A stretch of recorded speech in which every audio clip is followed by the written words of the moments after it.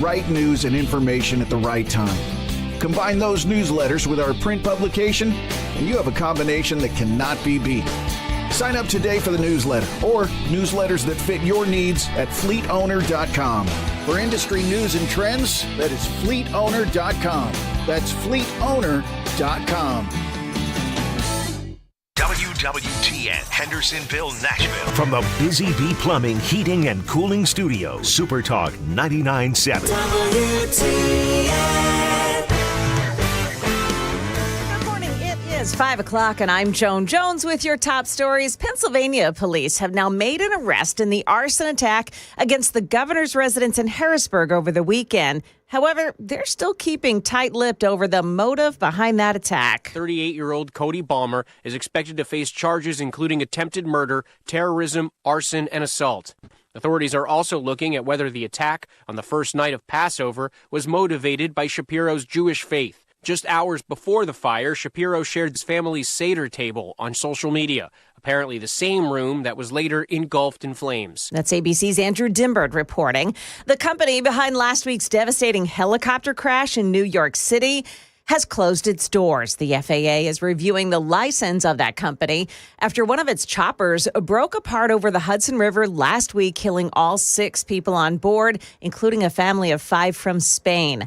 The helicopter's main rotor has not been found yet, and investigators say there were no flight records on board. Meantime, a local tragedy, a plane crash on Friday afternoon, killed 3 family members of an MTSU student golfer. The FAA said the plane went down in the Cherokee National Forest in Polk County, killing the father and grandparents of men's golfer Carter Manath. News 2 says that they had been on their way to the Tar Heel Intercollegiate, where members of the MTSU golf team were teeing off on Friday when their plane went down. And we're learning of a ground stop at Nashville International Airport yesterday. The FAA saying it grounded all flights for a period of about a half hour, resuming flights at around 4:30 yesterday afternoon. The reason? A staffing issue. Market Numbers Report brought to you by Beacon Capital Management, online at beaconcm.com. Stocks rallied on Friday, all the major indexes posting gains.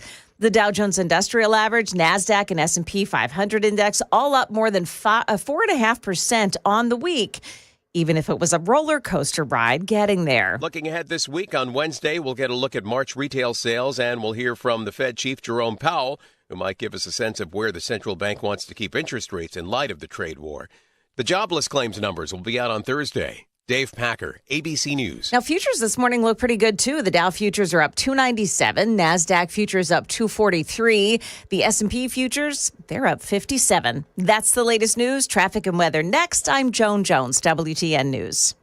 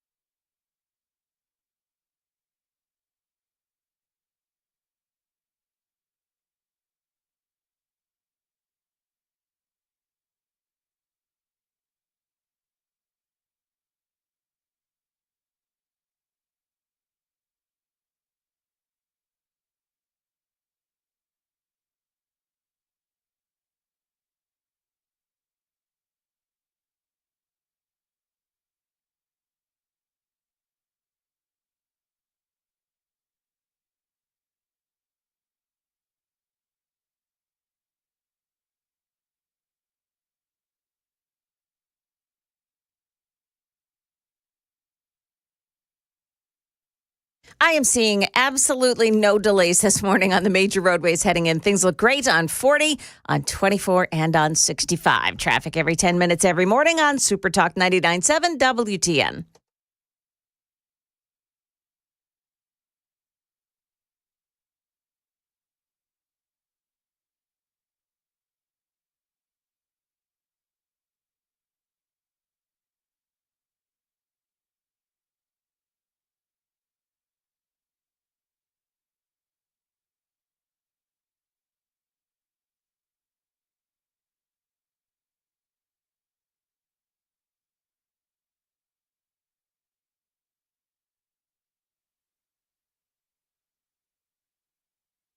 .505 Nashville's Morning News on Super Talk 99.7 WTN. Good morning to you, friends. How are you? Happy Monday, said no one at all. Have you seen this headline, Joan? Apparently, and I didn't see 60 Minutes last night. Yeah. But apparently Donald Trump, this is the headline, Trump goes nuclear at 60 Minutes over Ukraine and Greenland, reports as he demands that 60 Minutes and CBS pay a big price. So I guess Trump was, crap talking CBS and 60 Minutes on a Truth Social.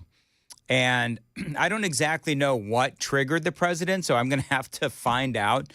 But when the Daily Mail, one of their top stories is, Trump going after CBS in 60 Minutes, demanding that they lose their license. I am kind of curious as to what they did. Apparently, they had a conversation with Zelensky, Vladimir Zelensky. So if they're interviewing, and can I just ask this question? Are we all just not over Vladimir Zelensky? Apparently not. Well, it's 60 Minutes. Yeah. Of course, they're not over Vladimir Zelensky because he is going to be going after Donald Trump. But, I mean, for the rest of America, are we all not just sick and tired of Zelensky and the fact that he comes over here all the time demanding money? Of course, we all know the meeting from hell with President Trump and J.D. Vance, Vice President, and Zelensky that just went south on Zelensky.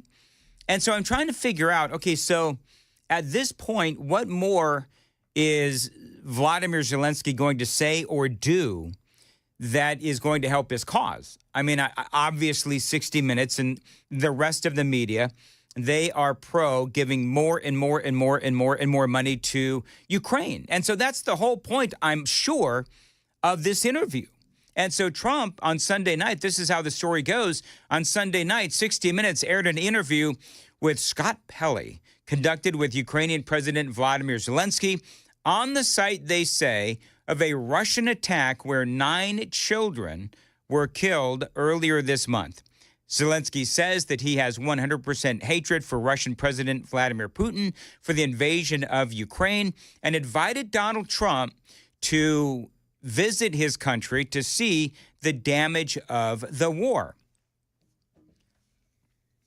So that's one of the things that irked J.D. Vance. Remember during the whole meeting with Zelensky, Trump, and Vance, where Zelensky was like, why don't you come to Ukraine and you see what's going on? And J.D. Vance was absolutely right when he said, I don't need to go to Ukraine to see what's going on. I can read the stories. I can see the stories. Zelensky, J.D. Vance, would say, I'm the vice president of the United States. I have intel that perhaps you don't even have access to. So, no, I don't need to visit Ukraine. Donald Trump does not have to visit Ukraine to know what is going on in Ukraine. So, for me, when Zelensky, this talking point of his, where he's always thinking, I'm going to get him. This is a gotcha comment if I've ever heard one. Tell Donald Trump to visit Ukraine. Trump doesn't need to visit Ukraine. Donald Trump is trying to end the war between Russia and Ukraine, and he doesn't need to go to Ukraine. And obviously, as Trump and J.D. Vance are trying to get these two to come to a negotiated and lasting settlement and a peace deal, Zelensky, of course, is out there doing everything that he possibly can to poison the waters. But, of course, we all know that Russia isn't exactly cooperating either because they continue to bomb. The war basically continues. And so you've got Russia that is continuing to attack Ukraine, and on it goes. They say also Sunday, correspondent John Wertheim reported from Greenland on what locals think about Donald Trump's proposal to annex the island. All right, so obviously you know what happened. I didn't even see 60 Minutes to be able to tell you what happened. To be fair, no one watches 60 Minutes. I don't know, Joan, does anybody watch 60? I don't watch 60 Minutes. I don't. That clock thing, you know, when they do a preview and it's the clicking, it scratches my brain. I don't like it. Well, here's what I would be willing to bet. I would be willing to bet that they spoke to a bunch of Greenlanders about how they feel about Donald Trump, and they cherry-picked, where they spoke to a bunch of folks who knew that they would say, oh, we don't want Donald Trump to control Greenland or whatever it is. And, you know, there's people in Greenland that actually would rather come to some sort of an agreement with the United States because it could very well be good for their economy. But anyway, whatever. Donald Trump, of course, blasting these stories from 60 Minutes. Maybe Donald Trump is like the only one that actually watches 60 Minutes, and he starts crap talking 60 Minutes. They say President Trump goes nuclear in a furious attack on 60 Minutes over reports about his policies on Ukraine and the proposed annexation of Greenland. In a Sunday night spray on Truth Social, Trump demanded the network lose their license for what he describes as repeated instances of bias against him and his administration.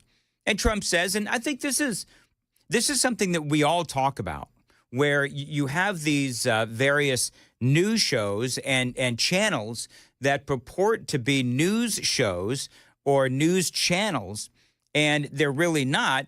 They are disguised. And this is what Trump said. They are political operatives simply disguised as news shows and must be responsible for what they have done and what they are doing. CBS is out of control, the president said, at levels never seen before, and they should pay a big price for this. Make America great again.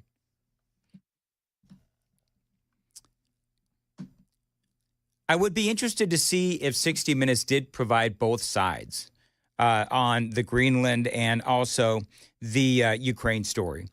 And I don't know, these days, I just don't think that even if you're on one of these major networks, are they still supposed to provide both sides? You would think that they would. Has that standard gone away, Joan?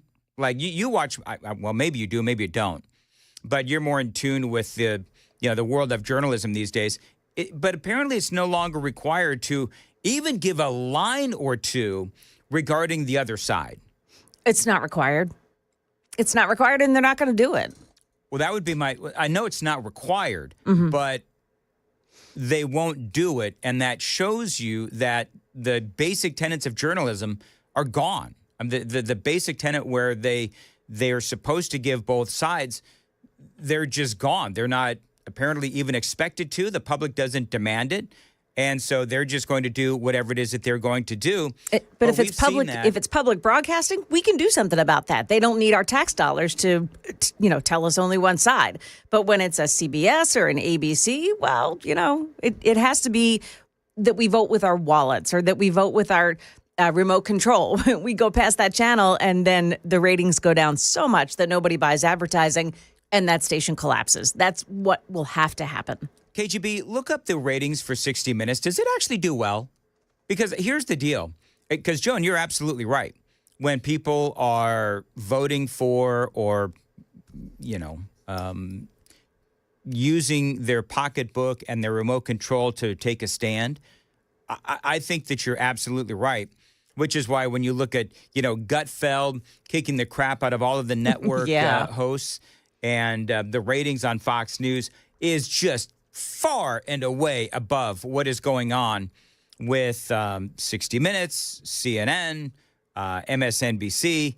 I mean, I think that you've got Gutfeld, and I'd be willing to bet, I don't know, how does Fox News compare to the networks, the ABC, CBS, and NBC? I know that you've got Gutfeld beating their late night shows. I do wonder if Fox News, by and large, is beating the main networks like ABC, CBS, and NBC in those news shows. I'd be willing to bet that Fox News just absolutely obliterates the nightly news shows. I could be wrong. Maybe I'm in my own little conservative bubble. But they don't have anything on Sunday nights. Fox doesn't have anything to come up against CBS on Sunday nights. Maybe they need to start. They do. I do believe they do. Well, Laura Trump has her thing on Sunday night, does she not? Oh, does she? Oh, yeah. Do they even need to bother? Because the ratings are already Well, I don't know. I asked you to look it up. What are looking their at 60 Minutes right now, their average is about 7 million. Their highest of the last year was an 11 million, but that was during election time. I bet you that 11 million was an interview with Donald Trump. Well, it was in October 27th, so it was literally a week or so before the election. So that's probably why it was rated so highly. Mm-hmm. But they are and then the 18 of 49 demographic is less than half of what the viewers is. So the main viewers are the old folks' homes that can't change the channel. Yeah. In the 60 Minutes interview from Sunday, locals maintained that in Greenland, that they are not for sale and do not want to become part of the United States. Trump also touched upon his $20 billion lawsuit against 60 Minutes for how it edited an interview with, of course, Kamala Harris. We all know what happened there.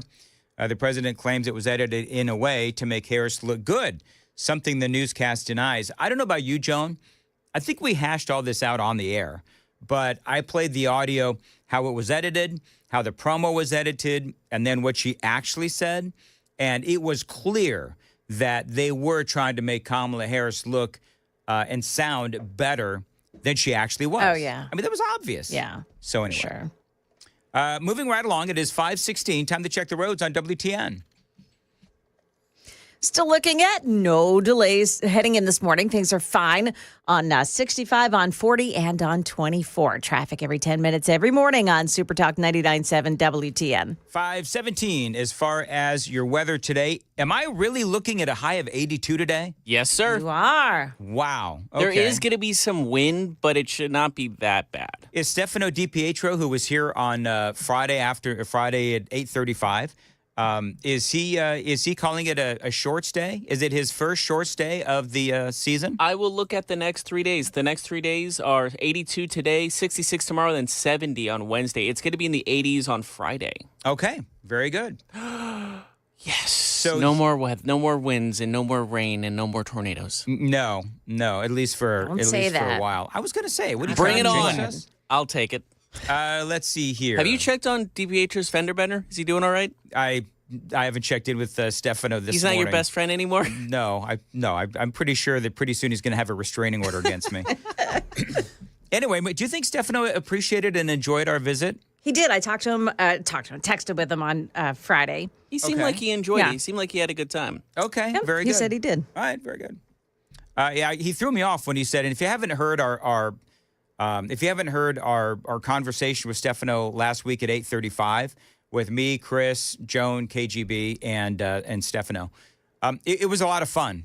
Actually, I had a good time. Yeah. I was a little taken aback when he said that he would come back anytime. I didn't know what to say to that. He actually said it to me as well, because I asked, about some things, and he said it was so much fun. I'll work with you guys on anything. Oh, that's so awesome. Isn't that great? Even with Chris saying, "Are birds real?" to him in the first 5 minutes. He was That not was scared pretty away funny. by that. Oh, Chris, that's Chris in a nutshell, isn't it? Just right into the important questions. It sure is. All right, it is 5:19 on Nashville's Morning News on Super Talk 99.7 WTN. Stephen A. Smith has come out. And by the way, I'm looking at all the stuff that I have to talk about today.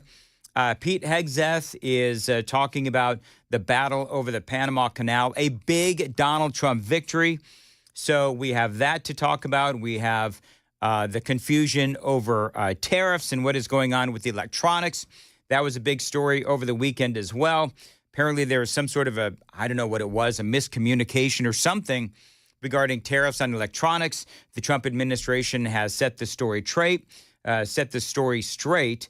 We also have the battle over insults with Hakeem Jeffries. Have you heard Joan, have you heard the big insult with Democrats right now against the Trump administration. It's not just the word chaos being in every sentence oh my gosh, they utter. I've got a whole thing on that too. My but gosh. This was Hakeem Jeffries. Ready? You ready for this big blow from Hakeem? Okay. These DEI hires in the Trump administration, like Pete Hegseth, the so-called Secretary of Defense, dumb effing individuals.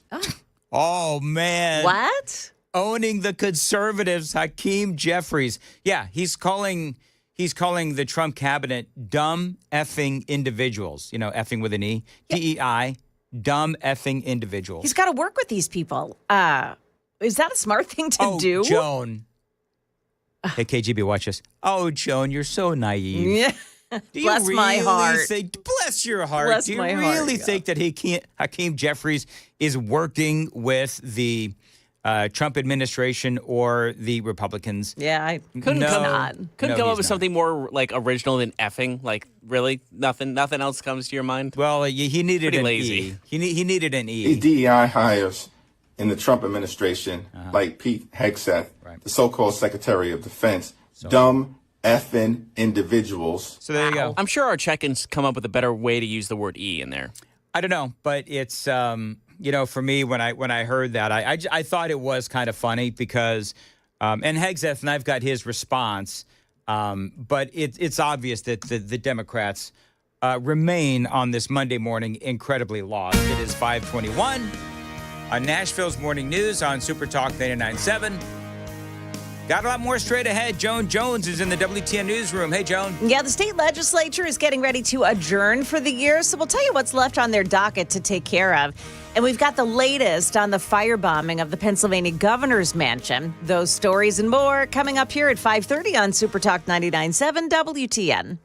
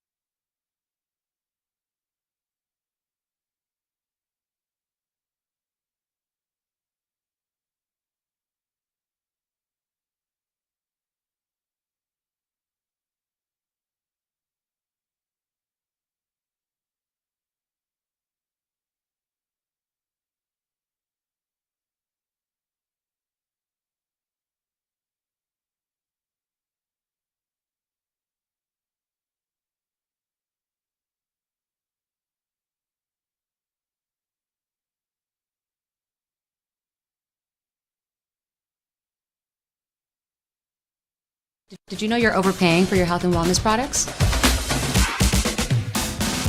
With over 20 company-owned brands offering its members vitamins, supplements, wellness, and skincare products, you're able to save up to 70% off retail. Members Nutrition can't change your life, but we can change the way you live.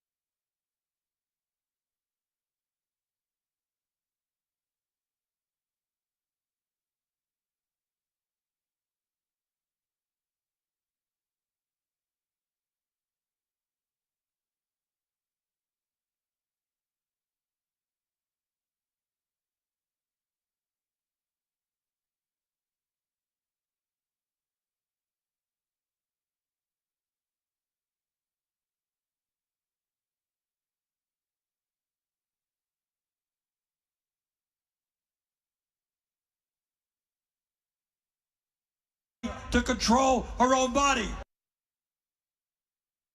526. I'm back. 526. Nashville's morning. I'm sorry. I was so captivated by Bernie Sanders. You know, Bernie shows up at Coachella. Now, does everybody know what Coachella is? Coachella is this big concert in, I think, is it Indio, California. And so you've got, like, I don't know who these people are, all the bands. And I'm not, trying to sound like an old guy. I don't know who these bands are. But well, one of them's Green Day. Green Day was there. The Go-Go's were there. Like some bands that we've actually heard of are there. But it's like a 3-day festival.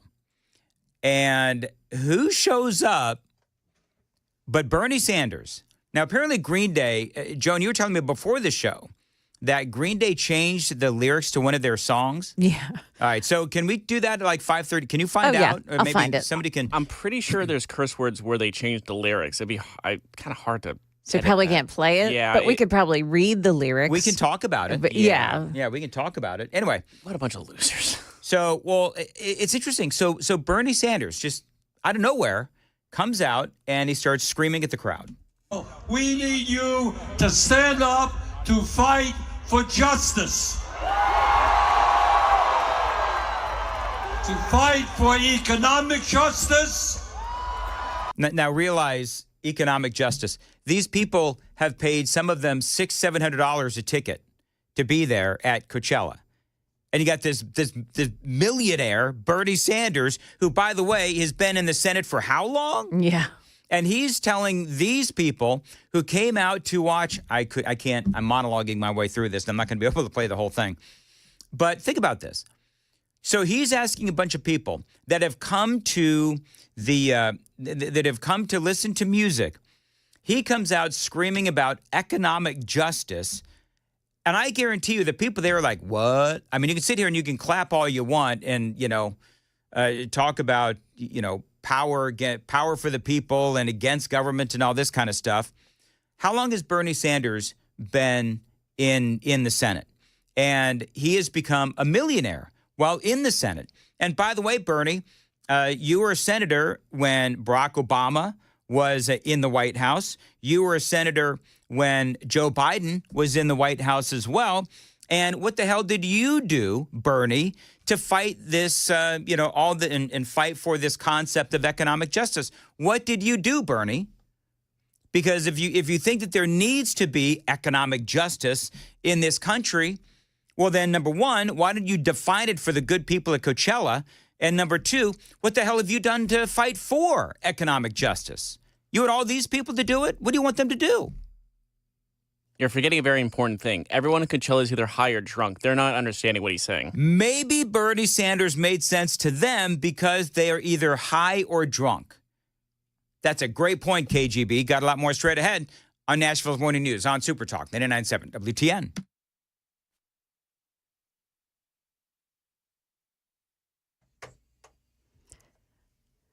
Good morning, 5:30. I'm Joan Jones with your top stories. Well, today is the day the undocumented students bill is under consideration in the House Finance Committee.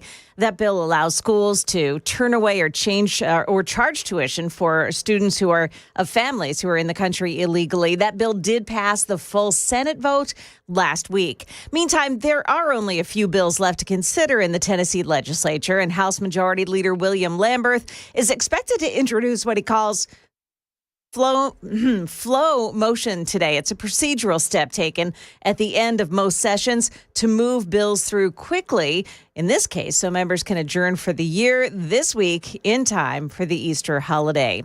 A 38-year-old man is in custody for an alleged act of arson at the Pennsylvania governor's residence early Sunday morning. Cody Balmer is his name. He's accused of setting fire to the home after trespassing on the property.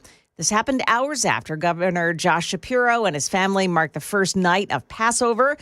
The governor and his wife and their children were in bed when they were ushered out of the home by state police. It happened at 2 a.m. Sunday morning. State police say Balmer was able to get on the property by going over a fence. Balmer was inside the home for less than a minute before he set the fire using a homemade incendiary device. Dauphin County DA Fran Chardo says Balmer will face multiple charges. Mackenzie Gerald there of ABC affiliate WHTN. The motive behind the firebombing still not clear. And a man who was spotted running across I-40 has been arrested by police in Mount Juliet. Police say that he lied to police about his identity several times, and he was found to be carrying someone else's phone. Well, after getting in touch with the owner of that phone, they discovered the man had just burglarized the owner's home on South New Hope Road. He's been arrested and booked into the Wilson County Jail. Stock futures this morning all pointing up. That's the latest news, traffic, and weather next. I'm Joan Jones, WTN News.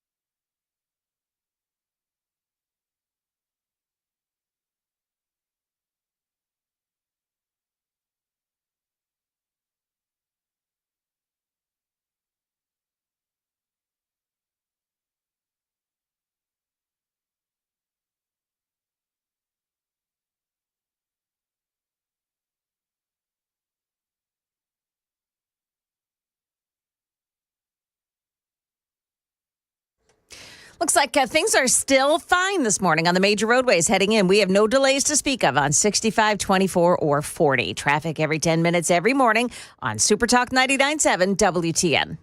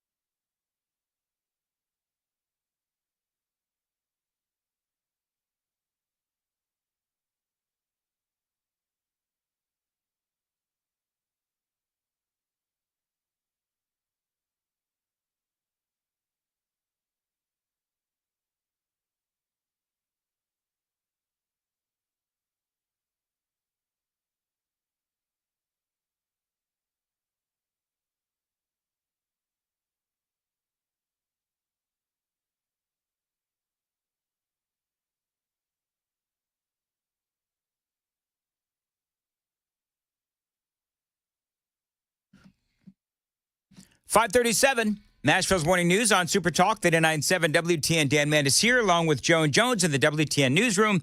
KGB is producing as well. And watch us on YouTube if you would, and take the Daily Dan poll. You can basically watch us anywhere. YouTube, you can watch us on X, 997WTN.com, Facebook as well. You can listen on all the various streaming platforms, and of course, on your radio at 997WTN.com. The Daily Dan poll today is derived from a topic that I'm going to be covering today. I've got a lot of topics. But Stephen A. Smith has now, and this is an offshoot of a story we covered for you last week, but he is now talking about how he is, officially considering a run for the White House. And so there's a lot of very prominent Republicans who have actually now come out and said that there's one guy that they're worried about, and that is Stephen A. Smith. And so my poll, the Daily Dan poll on YouTube, is, how did we frame it, KGB? Are you, as a conservative, are you worried about a Stephen A. Smith run for presidency for the Democrats? Yeah, I just made it. As a Democrat presidential candidate, does Stephen A. Smith worry you? And? 85% say no. However, I'm going to take this like when Trump was announcing his running. There's a lot of Democrats that said no way also. So you can put that in the same category. Maybe it's different, but Stephen A. Smith does have that personality that might draw some people in. I do believe that he would, as a matter of fact, draw in a lot of people. So my official talk show host position, I would be worried about a Stephen A. Smith candidacy. Number one, he has been critical of the Democrats, and that is exactly what the Democrats need. The Democrats need somebody who is critical of their party, because their party is a complete and utter train wreck. And so you got to get somebody who is considered an outsider, who is not officially aligned with the Democrats in a political kind of way. And as a matter of fact, Stephen A. Smith, again, has been critical of those Democrats. And so I think that, very similar to Michelle Obama, he is an outsider who he won't have that Democrat stink about him. And I think that's, at least for me, what the Democrats need heading into the next presidential election. Joan, can I ask a question? Of course. The firebombing of Josh Shapiro's home, is it like the official governor's mansion in Pennsylvania? Yes. Mm-hmm. Have you seen the photos? Oh, yeah, I have. There is a room, and I don't know how extensive the damage is, but there's one room that is completely obliterated. Yeah. How did this guy get so close with all of the security that is around the governor's mansion? How did this guy get so close to do such damage? He also gained access to the house. Was there no security system? Like, shouldn't alarms have been going off? No alarms. No alarms. And it took for somebody else to alert the family that there was a firebombing in their house.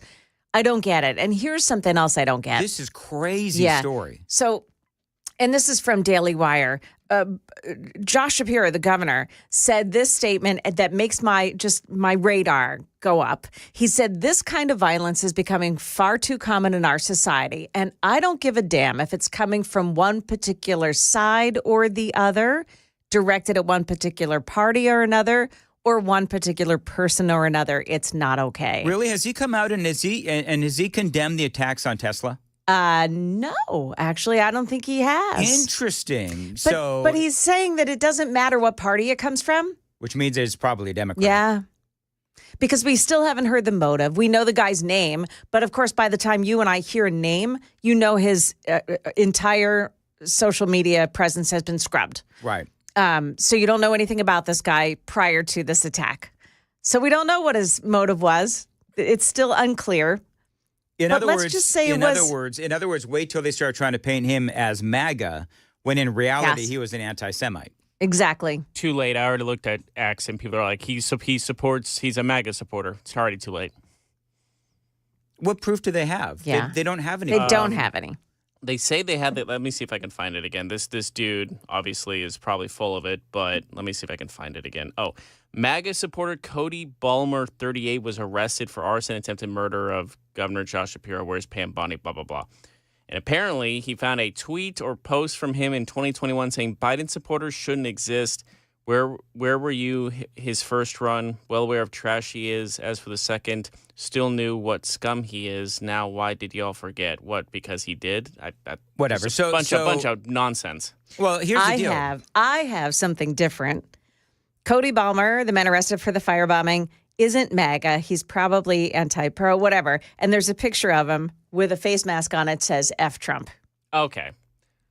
So obviously, well, that sounds a sounds little more realistic. Also wearing like the dark hat, goggles, dark goggles, dark clothing, and he said. So is he Antifa? It looked like he was Antifa. Okay. And he retweeted somebody who posted something that said, "Be the light you want to see in the world," with a Molotov cocktail. So, yeah. There's also a picture of him with an N95 mask. So that's, I think the whole MAGA thing is a load of it. Well, and here's the deal. If the guy's an anti-Semite, he's going to hate Donald Trump because he is a friend of Israel. So there is that. Mm-hmm. He can be an anti-Semite. He can hate Josh Shapiro because Josh Shapiro is Jewish. And let's be honest, there's a large contingent within the Democrat Party that is anti-Israel, and in my opinion, anti-Semitic as well. So this guy sounds to me like he's part of that contingent on the left that is so incredibly anti-Israel and anti-Semitic that they decided to attack Josh Shapiro on the first day of Passover. I just found something even better. So there's a post of him on Instagram. So he also hates Joe Biden. That's like an obvious statement because he has other posts about him. But this is one. Quote, "I'm a registered socialist, so I had gotten about 27 mail-in ballots. I got to vote for everyone twice and vote none of the above in person, plus casting a vote." Yeah, so he's a socialist. So he's probably, a Bernie Sanders guy. He's a Bernie Sanders guy. A Bernie bro. Yeah, he's Bernie bro. He's a communist. There you go. Which communists did hate Joe Biden, so it works out. I am fascinated by how this incredible lack of security. I just fascinated. That's the part. Because this could have been fatal. I mean, if this dude, you said he got access to the house, Joan? Yeah, he was inside the house when he set it alight. When he that is in a governor's mansion. Incredible. Yeah. That's okay. I feel like that should be roughly the same as like going in the president's White House. Like obviously the security is a tad different, but it's still heavy security for a head of the state. From a state standpoint, Exactly. this is a horrific and unforgivable breach. Now, we've been talking about assassination culture and how the Democrats have been out there and they have been able to justify, 55% of Democrats able to justify the assassination of Donald Trump or Elon Musk. We talked about that extensively the other day. One of the first ones to come out and condemn the attack on Josh Shapiro is J.D. Vance. J.D. Vance came out and he has come out and he has said that it is a shame what happened and this cannot be. This person needs to be brought swiftly to justice. Vice President J.D. Vance calling for anyone behind that arsonist attack be swiftly brought to justice. He says, thanks be to God that Governor Shapiro and his family were unharmed in this attack. Vance posted to X, really disgusting violence, and I hope whoever did it is swiftly brought to justice. Pam Bondi has come out as well and said that this is a horrific attack and the person does need to be brought to justice. There needs to be an investigation and so forth. So, I think you read that right, Joan, when you talked about how he's saying doesn't matter whose side it's on. I think that is actually pretty telling because if this dude was MAGA, can you imagine? Oh, yeah. Oh, yeah. Absolutely. And there's nothing in writing that says he's MAGA. There's also nothing in writing that says he's a lefty. Mm-hmm. But I think based on what I'm seeing, with him with the, dressed in all black and with the goggles on, he looks like Antifa. It's kind of funny. Pam Bondi Donald Trump said they need to look into it. You got what J.D. Vance said on X. I'm trying to find any comments from Democrats. I'm sure they're out there stating their relief that Josh Shapiro is okay, but I'm not necessarily seeing it. But again, I'm sure that it's out there. But first people out there, J.D. Vance and Pam Bondi, Republicans, stating they're glad that Josh Shapiro is okay. So we'll have to, just be cognizant that you're going to see people trying to blame this on MAGA when clearly it is not MAGA. That's number one. And number two, for the, for the Shapiros, how this guy got access is incredible. He only lived a couple of minutes away from the governor's mansion. Amazing. Yeah. Amazing. I'm pretty close. And in that area, I mean, you've got this gorgeous governor's mansion, but he came from a neighborhood that doesn't look so wealthy, shall we say. Was there a front door open? I don't know. And, that's the first reports that I heard that he was actually inside the house.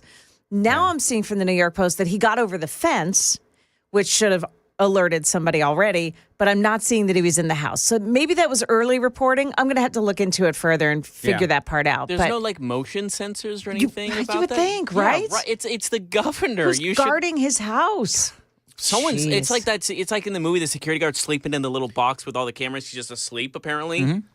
Well, this guy was a socialist, apparently, and so his hero would be Bernie Sanders. And by the way, we have like one listener in Vermont, and he says, we can't stand Bernie Sanders. And apparently this guy is in Vermont, and they can't stand Bernie Sanders. He says we also can't stand his New York accent and so forth. But y'all keep, I'm sure. And also his hand movements, they're just annoying. They're everywhere. You can't keep balloon hair Bernie. Yeah. Well, he was at Coachella, and here's more from Bernie Sanders at Coachella. We need you to stand up to fight for justice. To fight for economic justice, social justice, and racial justice. Now, we got a president of the United States who... I agree. He thinks that climate change is a hoax. He is dangerously wrong. And you and I are going to have to stand up to the fossil fuel industry and tell them to stop destroying this planet. So part of what, because I find this really funny. So he's complaining about the fossil fuel industry. All of these people, because Coachella is like out there. You know what I mean? It's a massive festival. Yeah. It is out there. How many of these people drove, gas-powered vehicles to this event? Some That's fly number one. there. How many forgot the speech because they're hungover? Number two, think about the fact that it was really, really hot out there, and they were dying for some air conditioning. Yeah. Right? Yeah. So, I mean, I find it funny. And by the way, I would remind Bernie Sanders as well, your party is torching electric vehicles. Oh, my goodness. Do you know what I mean? I mean, just this whole thing is ridiculous. All over this country, not in California, not in Vermont, where I'm from, but in Florida, where Maxwell is from, many other states, politicians are trying to take away a woman's right to control her own body. Ooh. We need you to stand up and fight for women's rights. Of course, everybody there is, barely able to stand because they're stoned as all get out. I mean, he goes on. We have an economy today that is working very well for the billionaire class, but not for working families. All right, so... He owns 3 homes, by the way. Again, thank you, KGB. Mm-hmm. Here's the funny thing. You're talking to a bunch of people who were able to afford all that gas. The tickets to Coachella are really expensive. So we are in an economy. I would ask Bernie Sanders, all those people, how many went to Coachella? Can you look that up? So all these people at Coachella Are they all the millionaires and billionaires that were actually able to afford Coachella? Or are these working folks who had the additional income to be able to go to Coachella? In other words, these are the same old tired talking points. And of course, Bernie Sanders, a relic from the 60s, and as is the Democrat Party and how they're dealing with Donald Trump right now. But the point is, they don't really have, in my opinion, a legit talking point. Oh, and by the way, inflation under Donald Trump is down. Gas prices under Donald Trump are down. And he's been working on this since day one. We need you to help us to create an economy that works well for everybody, not just the 1%. So what I would like to do, I don't know if Coachella is probably over by now, but so the next time Bernie shows up, what I would love to do is, as he is saying that we need to create an economy that works for everyone from this socialist, what they need to do is have members of Bernie's staff walk around the big Coachella type event and start asking for donations so that these people can give cash to the poor neighborhoods. So, all right, so give us, maybe here's some drop boxes or whatever it is, but will you be willing to give $20, $30, $50 of your hard-earned money? And we're going to, in California, what we're going to do is we're going to take all your money from people that are in Coachella, and we're going to go to some poor neighborhoods and just start handing it out. I think that'd be a lesson in socialism, would it not be? That basket would probably end up being stolen. Yeah, I was about to say, someone's taking that. Listen, all I'm saying is that I think that the stoned people in Coachella, as they listen to what Balloon Hair Bernie has to say, they have no idea what they're going to wake up disoriented and not knowing what happened the night before. It's almost like, oh my God, what did we cheer for? What did we do? Anyway. By the way, we didn't do Green Day's song lyrics. Did you find it? Oh, I have it. I think he says the F-bomb in it. I know that for sure. We'll cover that at some point during the show. It is 5:54. Joan, what's coming up? Yeah, so it wasn't just the Pennsylvania governor's mansion that was firebombed over the weekend. There's another assassination plot against President Trump. Yeah, we've got details on that coming up here at 6 o'clock on Super Talk 99.7 WTN.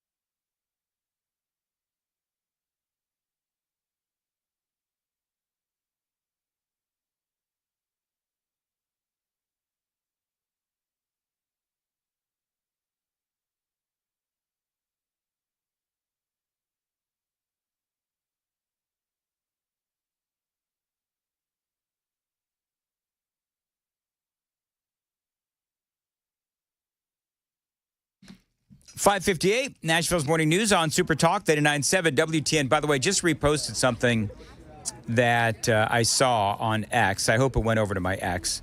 But how bad are things for the Democrats? So we all know that Soros is paying a lot of these protesters. And in one protest, you've got some guy who is holding a "We are all immigrants" sign. He is obviously stoned. He is like, now when I say stoned, I think he's probably on like fentanyl or something, whatever. But he's just like literally standing there and he looks like a zombie. His knees are bent and he's looking down at the ground. And clearly he is incapacitated mentally, but he's holding his sign. So it's obvious. And by the way, the other thing that we're talking about, balloon hair Bernie at Coachella. I should also mention, and Joan, I don't know if you saw this, Trump was at UFC over the weekend, got a massive, real, genuine applause, including from Shaquille O'Neal, who went out of his way to come shake hands with Donald Trump. It is 6 o'clock on Nashville's Morning News on Super Talk 99.7 WTN.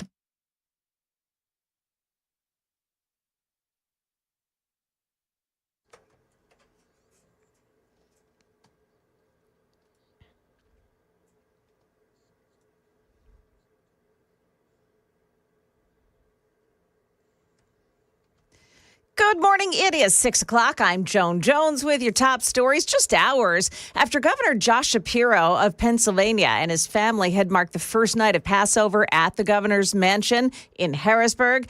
There was an arson attack. The Shapiros were asleep when a state trooper banged on the door and ushered the family out as a fire raged inside. Now, after an hours-long search, Pennsylvania police arrested 38-year-old Cody Balmer, who lives near the residence. Governor Shapiro speaking to reporters last night. We celebrated our faith last night proudly, and in a few hours we will celebrate our second Seder of Passover again proudly. No one will deter me or my family or any Pennsylvanian from celebrating their faith openly and proudly. No injuries reported, but a significant portion of the residence was damaged.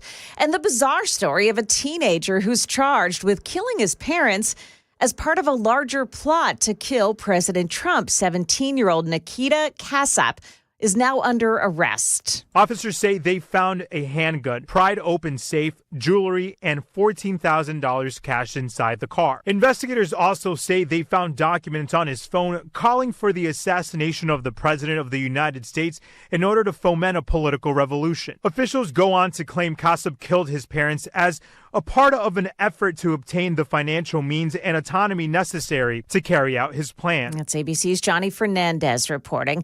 A man on a bicycle was rescued yesterday after veering off a greenway and down an embankment in Murfreesboro. Murfreesboro Fire Rescue had to use a rope system and a basket to bring that man back up. He was transported to a hospital. No serious injuries. Market Numbers Report brought to you by Beacon Capital Management, online at beaconcm.com. After one of the most volatile weeks in the stock market since the pandemic, the major futures point to gains at the opening today.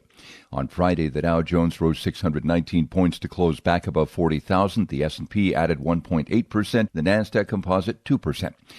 The tech-heavy Nasdaq could be in for more turmoil. President Trump says he'll announce new tariffs on imported semiconductors soon. Last week, Trump exempted some electronics from the tariffs list. The trade war between Washington and Beijing has brought shipments of rare earth materials from China to a standstill. China is the source of 90% of those materials used in the energy, automotive, and defense sectors. Jim Ryan, ABC News. Well, the Dow futures right now are plus 373. NASDAQ futures are gaining 289, and the S&P futures up 71 points. Looks like it'll be a nice start after the opening bell. That's the latest news. We've got your traffic and weather next. I'm Joan Jones, WTN News.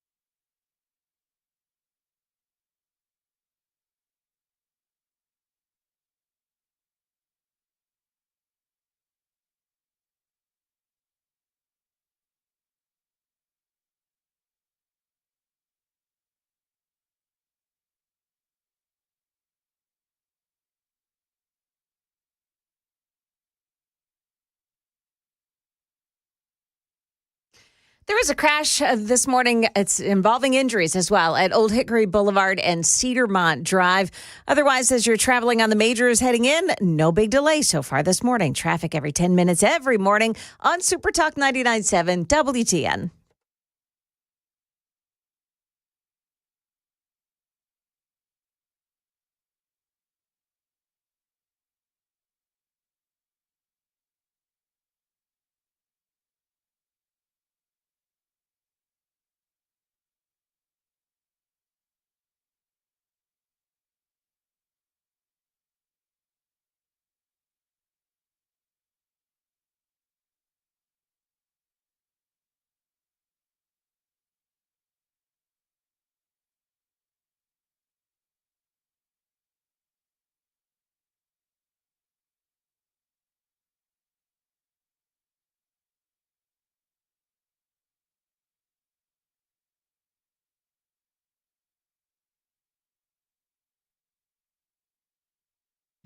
.606 Nashville's Morning News on Super Talk 99.7 WTN. Good morning to you, friends. How are you? Welcome on in to April 14th of 2025. So what is going on with tariffs? There's a lot of confusion over the weekend, and so I want to play some audio for you from Howard Lutnick and the Trump administration because there was some confusion. Jake Tapper himself was utterly confused in this interview. So here's the latest as far as I can tell. Over the weekend, it was reported, this was on Friday night, that some electronics would avoid Donald Trump's 125% tariffs coming from China. Trump has now come out and said that was actually fake news. So here's what he said, and this was on the socials. Nobody is getting off the hook for the unfair trade balances and non-monetary tariff barriers that other countries have used against us, especially not China, which by far treats us the worst. The president, of course, posted on Truth Social.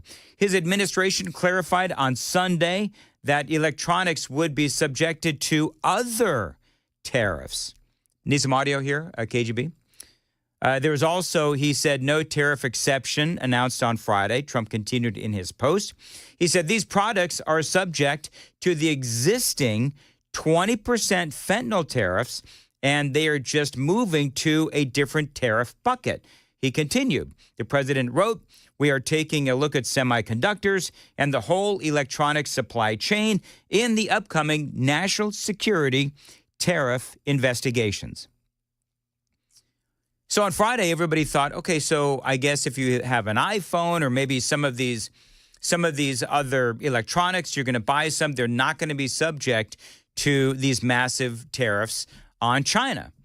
But then on Sunday, Trump made his post, and then Howard Lutnick, of course, Commerce Secretary Howard Lutnick, took to the Sunday shows to clarify to a very confused Jake Tapper. I mean, the notice that went out Friday night saying that electronics, a wide range of electronics, including smartphones, including components used to make microchips, that these are now exempt from the reciprocal tariffs. Why that move? Well, remember, those products are going to be part of the semiconductor sectoral tariffs, which are coming. So you're going to see this week there'll be a register in the Federal Registry. There'll be a notice put out. That is different types of work. So we're going to do that. We did that in autos. The president's going to do it for pharmaceuticals, and he's going to do it for semiconductors. So all those products are going to come under semiconductors, and they're going to have a special focused type of tariff to make sure that those products get reshored. All right, so trying to keep all this straight. In other words, the tariffs are simply moving from one categorization of tariff to another? So you're saying that the big tariffs on things like smartphones and laptops, iPhones, all those iPhones built in China, that those tariffs are temporarily off, but they're going to be coming right back on in another form in a month or so? Or what are you saying? Correct. That's right. That's right. Semiconductors and pharmaceuticals will have a tariff model in order to encourage them to reshore, to be built in America. We need our medicines and we need semiconductors and our electronics to be built in America. We can't be beholden and rely upon foreign countries for fundamental things that we need. We can't be relying on China for fundamental things that we need. Our medicines and our semiconductors need to be built in America. Donald Trump is on it. Yep. He's calling that out. So you should understand these are included in the semiconductor tariffs that are coming and the pharmaceuticals are coming. Those two areas are coming in the next month or two. So this is not. Yeah. So point is that these various types of electronics, Letnick says, need to be made in America. Same with our medicines. I mean, we've been talking about this ad nauseum, and I don't understand what it is that people that are anti-tariff don't understand about what Donald Trump is trying to do. And I get that we all have different opinions on it, and that's all fine, well, and good.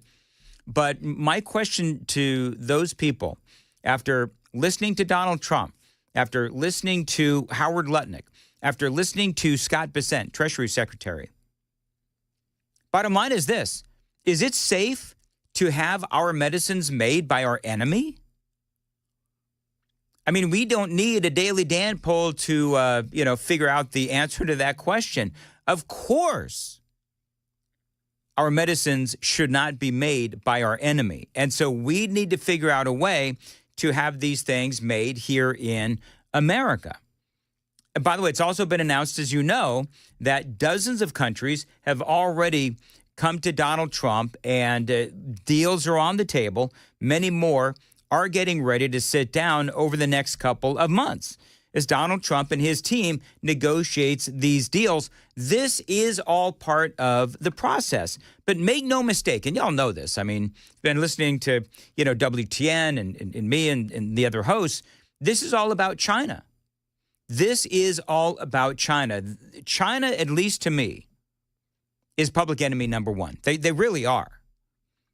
Donald Trump, the big question is, has he heard from Xi Jinping? Jake Tapper asked that of Howard Lutnick.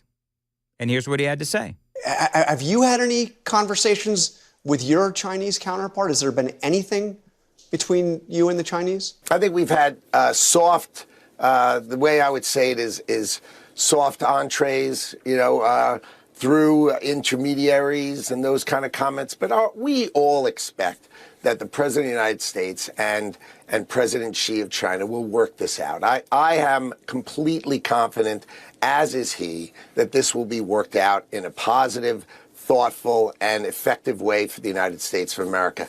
All right. So, bottom line is we are still marching down the road of tariffs. The negotiations do continue. The tariffs on electronics and all those kinds of things, they are going to move to a different bucket. And this is all a work in progress. This is all a work in progress. And I get what the president is trying to do. I also understand what the Democrats are trying to do. Right now, it's a no curbs on Donald Trump, and that means chaos and corruption. I am worried that the continued chaos, the continued corruption. Right now, what we've got is chaos and corruption. That's Elizabeth Warren, Pocahontas or Focahontas or whatever you want to call Elizabeth Warren. But the Democrats are all over the place with this chaos and corruption mantra.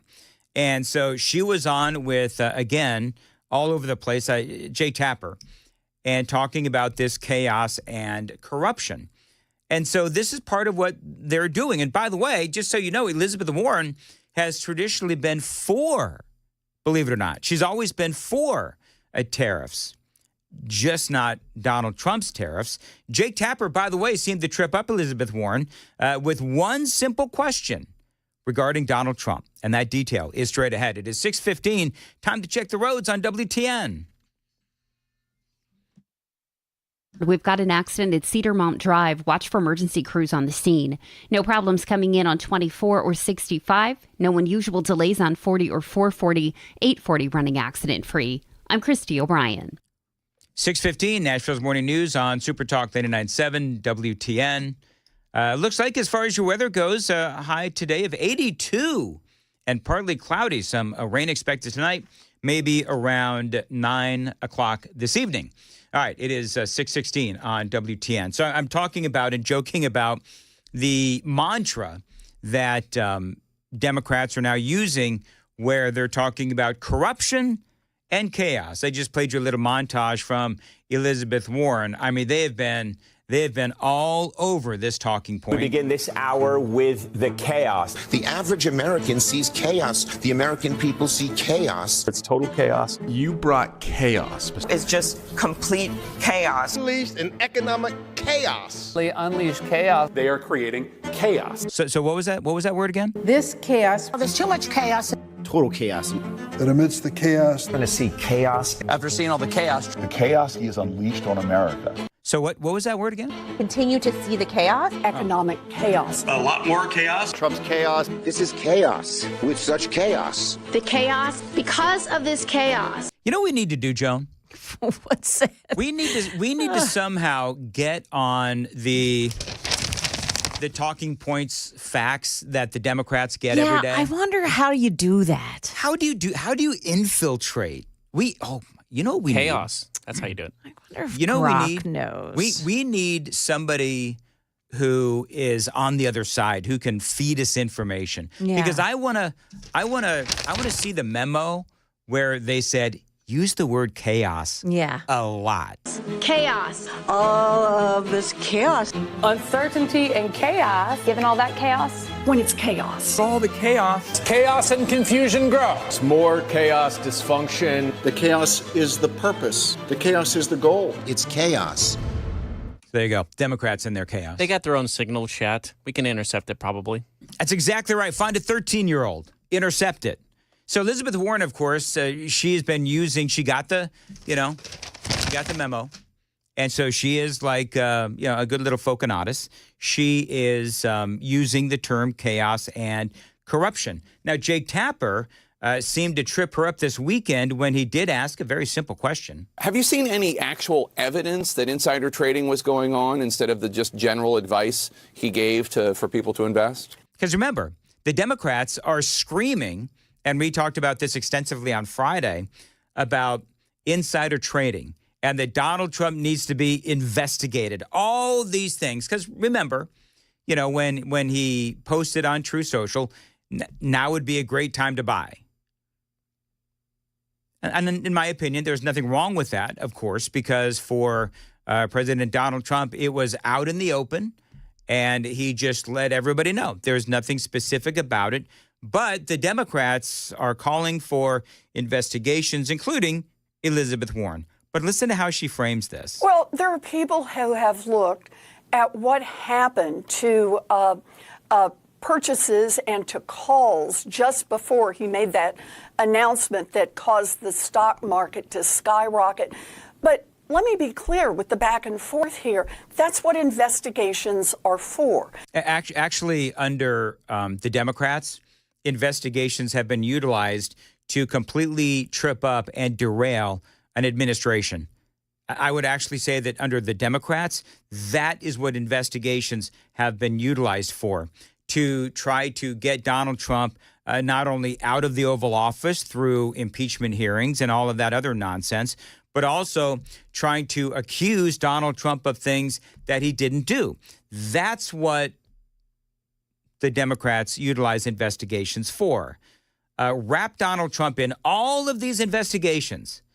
And it's obvious what they're trying to do. Distract him from getting the job done like they did in his first term. And it's entirely appropriate to have an investigation to make sure that Donald Trump, Donald Trump's family, Donald Trump's inner circle didn't get advanced information and trade on that information. This is just, this is how the stock market works in order to make sure on a consistent basis that nobody's trading on inside information. So she also wants to take away Donald Trump's ability to negotiate and implement tariffs. I've got that part of the story for you coming up. By the way, don't forget to watch us on YouTube, like and subscribe to the channel. I'm proud to announce, Joan, that our YouTube channel is growing by the day. Oh, I love that. As a matter of fact, Don't tell anybody. Don't tell Joe Rogan. Right. But we're just like, we're nipping at his heels. He can probably afford for us to nip at his heels. Joe Rogan is looking over his shoulder. Yeah. At the WTN. How close are we? YouTube channel. We're behind. Millions away? I think we're behind by about 75 million. Yeah. That's what we're getting close. We're this close. Anyway, like and subscribe to the YouTube channel. You can watch us basically anywhere except for the one place we should be, which is Rumble. Whatever. Also, I always go negative. Why do I always do that, Joan? Because it's in your nature. Your MO. It is in my. That is part of me, isn't it? Yep. We're all used to it, though. I'm sure that somebody's working on getting us on the one place we really need to be, which is Rumble. Yeah. I'm sure that's happening. Anyway, we also have stream us anywhere you want to stream. Listen to us on the radio at 99.7 WTN. Take the Daily Dan poll, which we'll get into here momentarily. Joan, what's coming up? Well, we'll tell you why some NTSU students have been kicked off campus. Also, why the media will closely track an 11-minute rocket ship ride today. Those stories and more coming up here at 6:30. Please tell us it's a one-way ticket. No, it's coming back to Earth. Is it? Sorry. Yeah. You know, it's great. We're sending one of America's biggest space cadets to space. Oh, my goodness. You can use that. Yeah. Okay, I think I will. Thanks. All right, very good. Yeah, coming up here on Super Talk 99.7 WTN.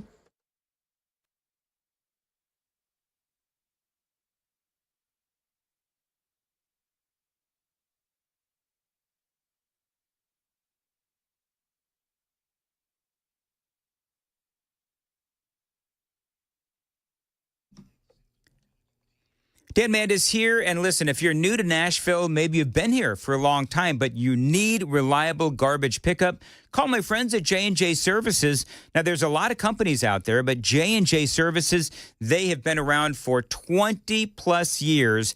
And listen, if you throw it away, they're going to take it. They can crush it. They can do anything they need to do with this trash, but the bottom line is they are going to take care of it for you. They could do regular weekly trash pickup, construction site pickup, dumpster rental, and even commercial trash compactor services as well.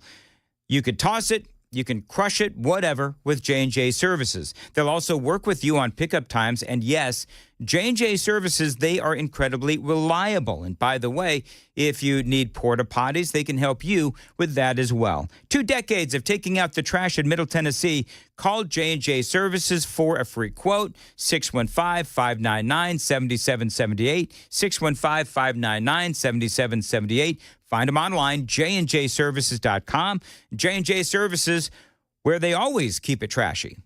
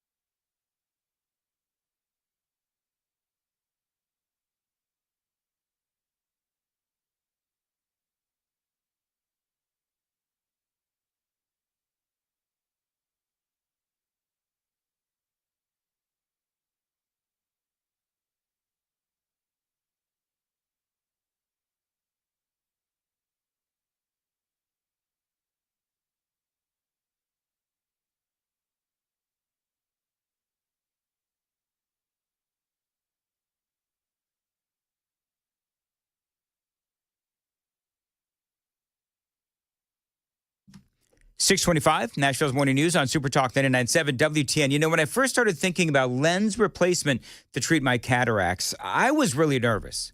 I mean, I waited years to get this done. I had all kinds of concerns running through my head. Was it painful? How long is the downtime? I've also heard a lot of myths like you'll still need glasses or the results are not permanent. But during that initial consultation with Dr. Horn changed my life. He sat down with me. He spoke to me for 35, 40 minutes about all that this entailed. He took the time to answer all my questions. He addressed all of those common myths. He explained, this is a quick 5-minute procedure. Most patients feel little to no discomfort. Recovery times are very fast, and many people permanently achieve near perfect vision without glasses. Now, I can tell you that all of that is true. I'm 2 months out from my surgery, and it's one of the best things I've ever done. Now, what stood out to me was that personalized care of Dr. Horn. He took the time to answer all my questions, of course. He also tailored a plan specific to my needs and my goals. Now, if you've been putting off cataract surgery, don't. Call them today at 615-436-2020, 615-436-2020. The pros at Vision for Life, 20 years of helping people see 2020. 615-436-2020, visionforlife.com.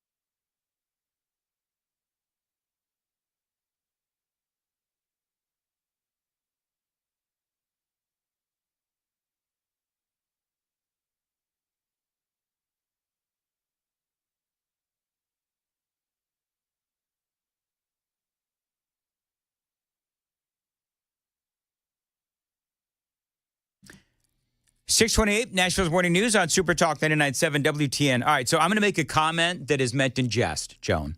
Uh-oh. So I made the statement, we're sending one of America's biggest space cadets to space. Yes. Katy Perry. Mm-hmm.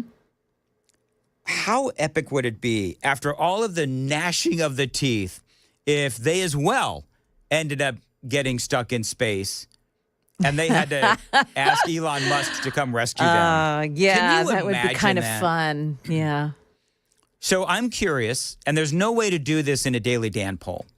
So Super Text line is open, 615-737-9986. By the way, Mario says Joe Rogan's YouTube channel is only at 19.6 million, so you're a lot closer than you think. We're really not 18 close. million to go. 18 million? Actually, a lot. 19 million to go. There you go. Whatever. Anyway, what celebrity or politician would you want to give a one-way ticket to space to? Ooh. This is going to get mean. So Super Text line is open, 615-737-9986. I mean, think about it. Think about it. One-way ticket to space. Who would it be? Just one? You got Jasmine. You only get one. You got Jasmine Crockett. You got AOC. You got, Foconatus. Roger Waters. You've got Roger Waters of Pink Floyd fame because KGB says that he is anti-Semitic. So there's a lot. George Soros? George Soros? No, because you know what? With George Soros, you need to send the entire family. Yeah, there's because progeny. the kids are actually worse than the old man. And sadly, they're a lot younger. Yeah. Anyway, moving right along. Anyway, 615-737-9986. Elizabeth Warren wants to take away Donald Trump's ability to implement tariffs, and Bill Maher dishes on his dinner with Donald Trump. Really interesting what Bill Maher had to say over the weekend. It's all straight ahead on Nashville's Morning News on Super Talk 99.7 WTN.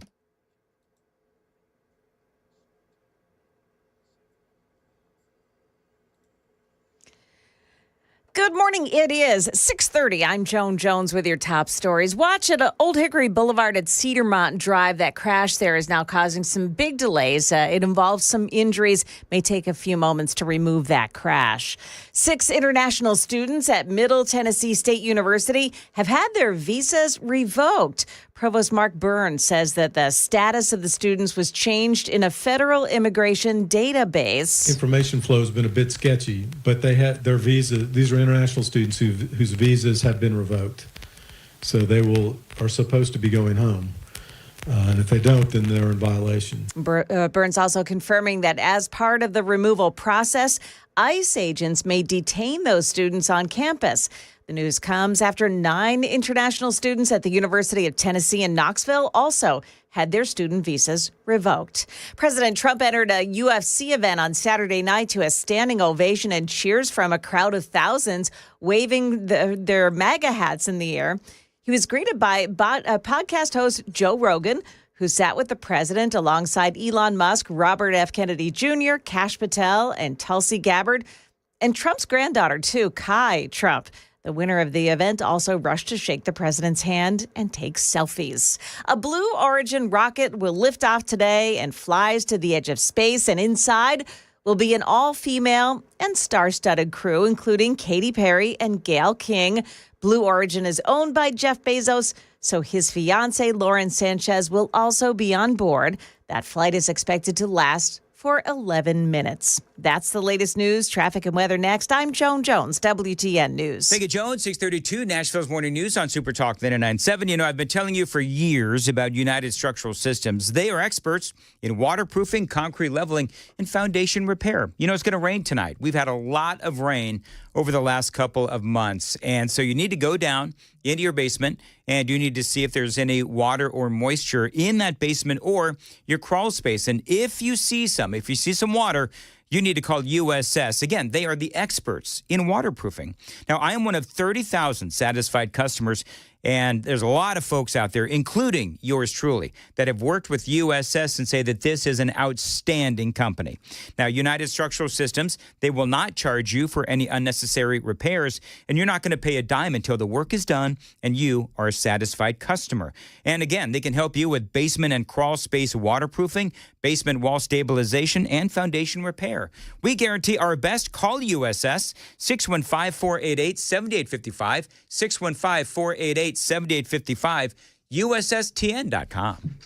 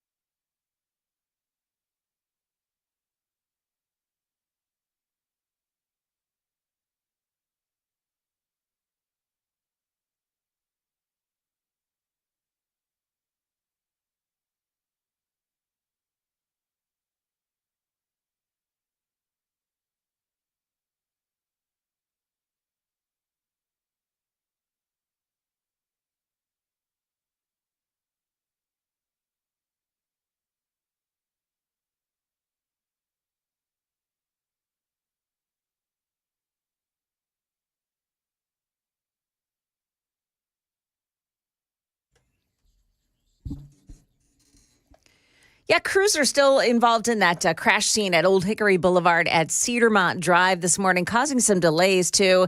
And now on 24, we're starting to see the westbound lanes fill up a bit from Smyrna up until Nashville. And looks like things are just now beginning to slow down 65 at the merge there with 24 as well. Traffic every 10 minutes every morning on Super Talk 99.7 WTN.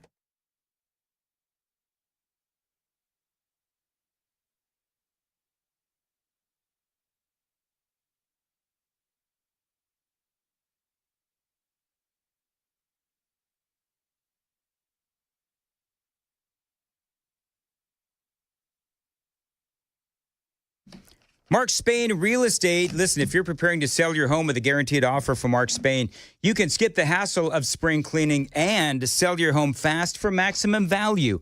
Dan Mandis here. Don't worry about showings, open houses, or costly repairs. Mark Spain Real Estate's guaranteed all-cash offer does allow you to bypass the market, receive an all-cash offer, and close within days. They've got, Mark Spain Real Estate, over 12,500 five-star reviews. Check them out today. Also, over the last 30 years, 67,500 satisfied clients. So spring into action and sell your home with confidence. Find out what your guaranteed offer would be. There's no obligation. 855-299-SOLD. 855-299-SOLD. You can find them online. It is markspain.com to get a guaranteed offer on your home today and start packing.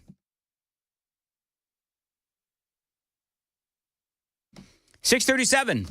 Nashville's Morning News on Super Talk 99.7 WTN. For one clear example of why Joan Jones secretly hates working with me, Joan, how are the futures right now? I do not hate working with you. And they're looking actually really good right now. Yeah. Dow futures up 462. That's higher than it was like a couple of minutes ago when I said the futures. NASDAQ futures up 343 and the S&P futures gaining 84. So, I mean, looking really good. Actually, last week, I know it was a roller coaster ride, but all three indexes were up over 4.5% at the end of the week. So interesting. Yeah, you're hearing so much from the media about, you know, how terrible it is. Joan, What? it's chaos. Yes, it's chaos, and President Trump is bringing it, but the markets are really not doing badly at all. Okay, very good. We'll watch that this morning. Joan Jones on Super Talk 99.7. So, Elizabeth Warren, and by the way, I asked for if you could send one person on a one-way ticket to space, who would it be? And you can send that into 615-737-9986. Got a lot of Hillary Clintons, got a lot of Stephen Colbert's, and a lot of Jasmine Crockett. Hey, KGB, can you, because I'm trying to broadcast here, can you go onto the super text line and kind of just, you don't have to do a tally, and you're going to tally, and we'll talk about it here in a bit. But tell me who people are saying, because I know that there's a lot of Jasmine Crockett's as well. There's two big ones, Hillary Clinton and Maxine Waters. Okay, I'm just going to say it. I might get in trouble for saying this. Folks, they're too old. Oh, you want someone in their prime. That's exactly right. Okay. That sounds terrible. That's you know worse. I may regret that comment. Yeah. Moving right along. So Elizabeth Warren was on with Jake Tapper. I think that's NBC, is it? Whatever. Jake Tapper. And she's talking about Donald Trump, and she continues to try to sell this line of chaos and corruption related to Donald Trump's tariff, which, by the way, if you're looking at, CNN, you're looking at, as Joan was saying, you're looking at all of the media today, they're trying to sell this chaos and corruption. And so she continues to try to utilize this line, and it didn't seem like Tapper was really buying it. He wasn't hearing any of it. And finally, he asked about the Democrats and their falling polling numbers. This is how that went. Why do you think the Democratic Party has such a low approval rating? I would think this would be an opportunity for Democrats to rise and present an alternative, but it doesn't seem like that's happening. And as you know, your party's approval ratings are historically low.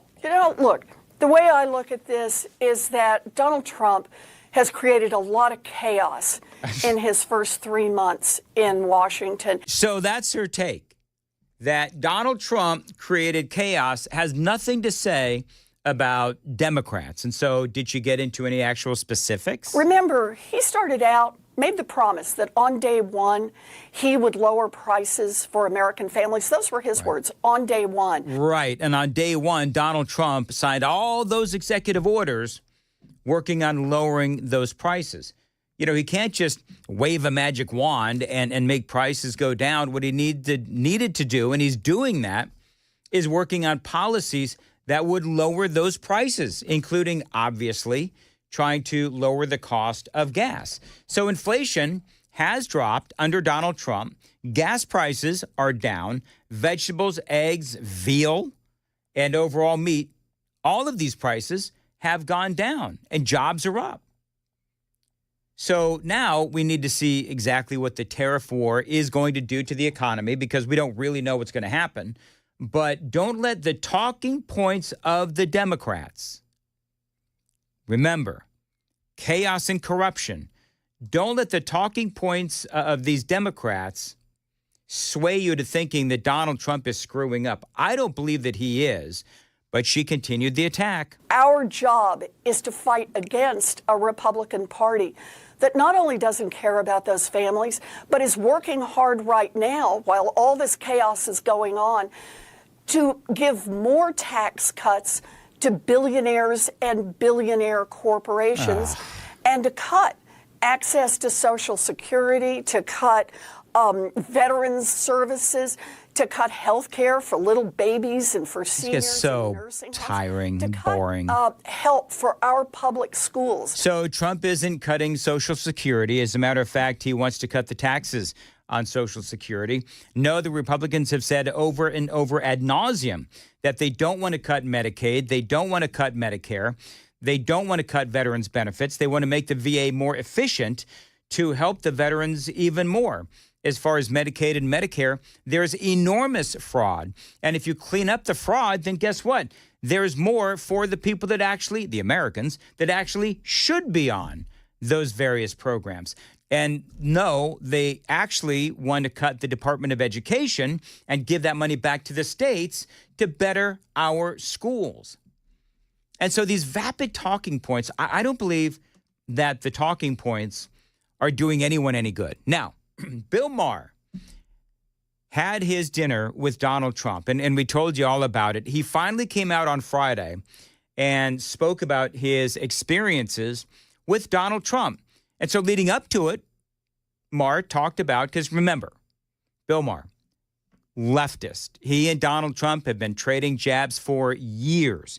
And then Kid Rock was able to convince Bill Maher and Donald Trump, hey, why don't you two just get together and sit down and have a chat? As you know, 12 days ago, I had dinner with President Trump, a dinner that was set up by my friend Kid Rock, because we share a belief that there's got to be something better than hurling insults from 3,000 miles away. And let me first say that to all the people who treated this like it was some kind of summit meeting, you're ridiculous. Like I was going to sign a treaty or something. I have no power. I'm a comedian, and he's the most powerful leader in the world. Yep. I'm not the leader of anything, except maybe a contingent of centrist-minded people who think there's got to be a better way of running this country than hating each other every minute. All right, so he's right, actually. Remember the poll that we talked about, assassination culture amongst the left, where 55% of Democrats could at least somewhat justify the assassination of Elon Musk and Donald Trump, or the fact that Democrats are polling the lowest in their history. So Bill Maher deciding that he was going to go see Donald Trump, it caused all of this angst on the left. And as usual, he got all kinds of hatred. We're going to talk about what happened that night, that fateful night, coming up from Bill Maher's monologue. It is all straight ahead at 6:45. Time to check the roads on WTN.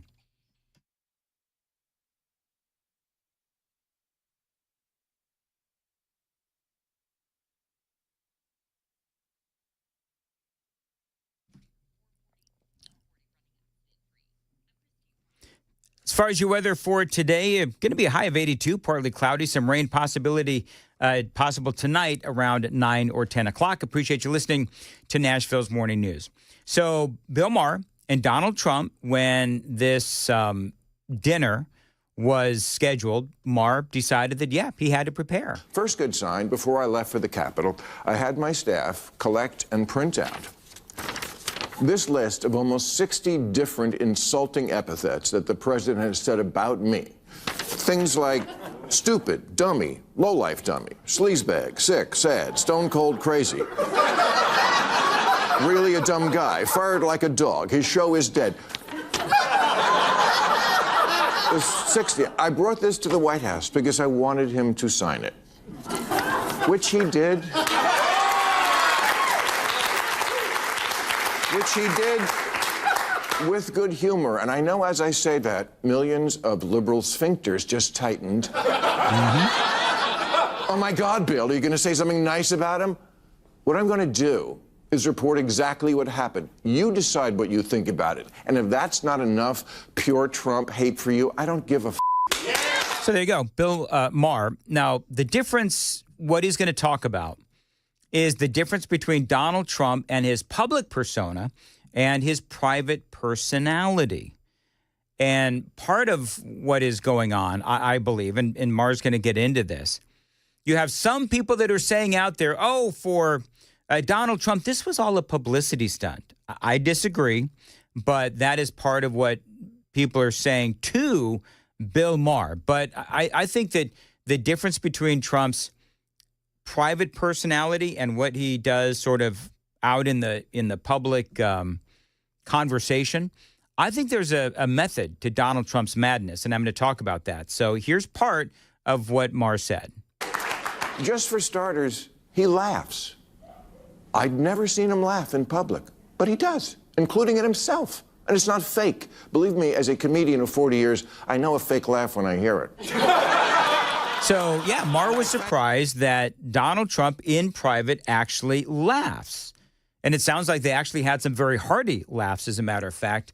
And Maher was actually surprised that Trump does not seem to take himself too seriously. Example, in the Oval Office, he was showing me the portraits of presidents, and he pointed to Reagan and said, in all seriousness, you know, the best thing about him, his hair. I said, well, there was also that whole bringing down communism thing, waiting for the button next to the Diet Coke button to get pushed and I go through the trap door. But no, he laughed, he got it. I said to him at one point, Mr. President, you know the dog, that's unusual in the White House. He said, well, a lot of the presidents, they had a dog for political reasons. I said, no, people love dogs, that's what that is. Oh yeah, okay, that's true. I mean, listen, very funny. But then Maher gets into the nitty-gritty of Donald Trump, the real Donald Trump.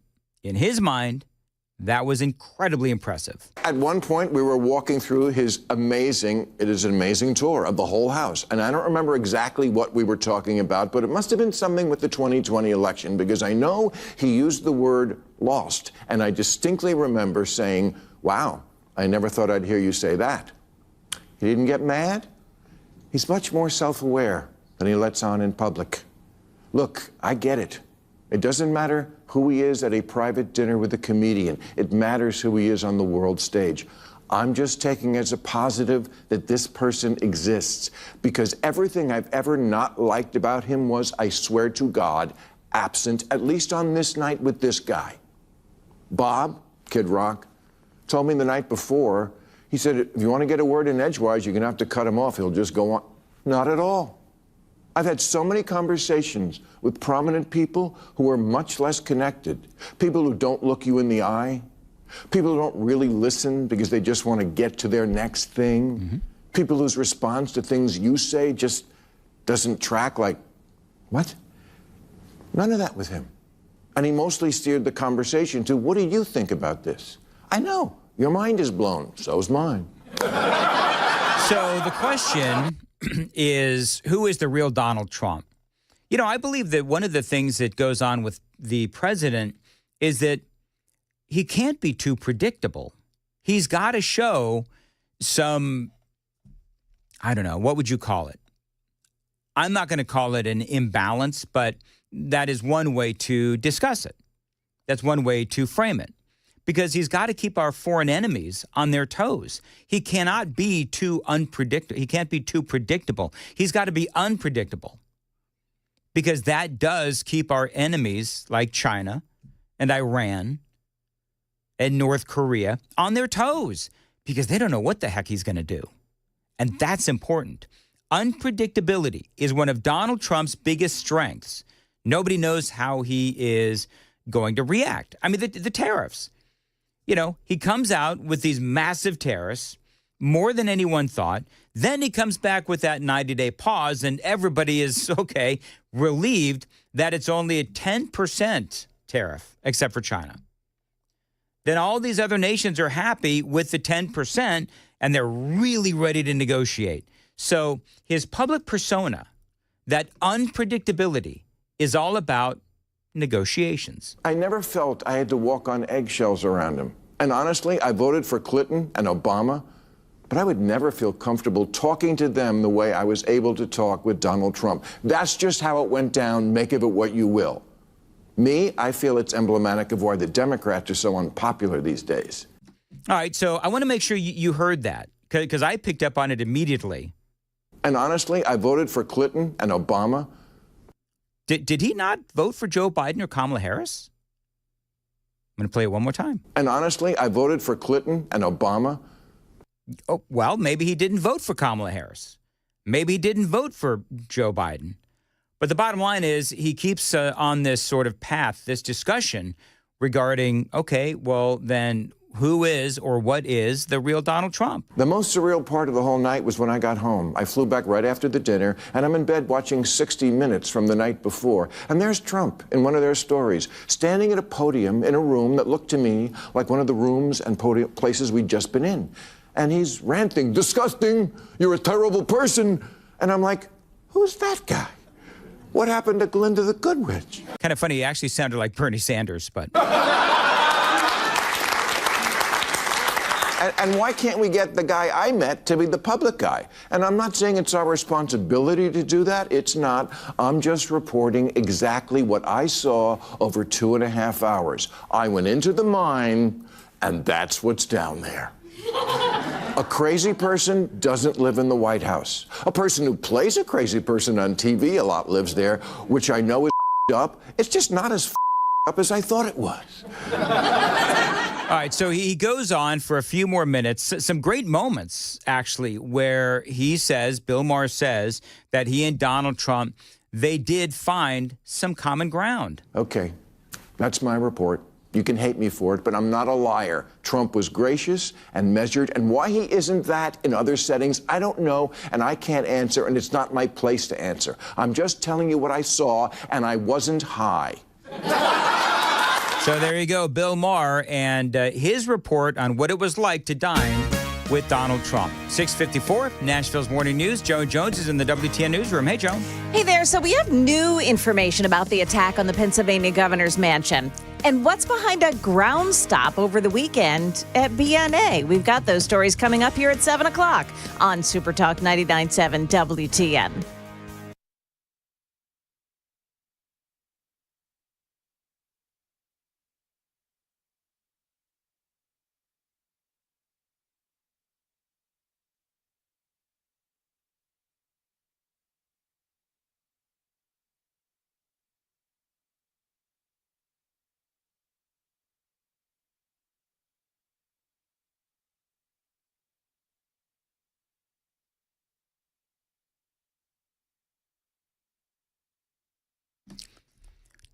Dan Mandis here from my carpet cleaning company, Zero Res. Now, I've been a client for years and years with Zero Res, and one big reason is that they really do help my allergies. Now, carpet is the #1 air filter inside your home. It filters out airborne particulates and pollen and bacteria. You name it, Zero-Res is going to filter it out. They're going to filter out the bad stuff so you can keep your filter clean. And Zero-Res does this better than anyone. They don't use any harsh chemicals. They don't use any harsh soaps. Just powered water that leaves behind soft, fluffy carpets. Now remember, a clean filter means a healthier home. And here in allergy season, that is critical for you and your family. You know, at Zero-Res, and I'm very proud of this, they have not raised their prices in years, and every single month, they have a new offer to try to save you money. Now, right now, they're offering you 2 rooms of carpets cleaned for just $109, and you are going to get a free hallway cleaned as well. Again, 2 rooms of carpets cleaned for just $109 plus a free hallway, and they're also offering 25% off of area rugs. Restrictions may apply. Call them, Zero-Res, 615-535-9376, 615-535-9376. Book online at ZeroResNashville.com.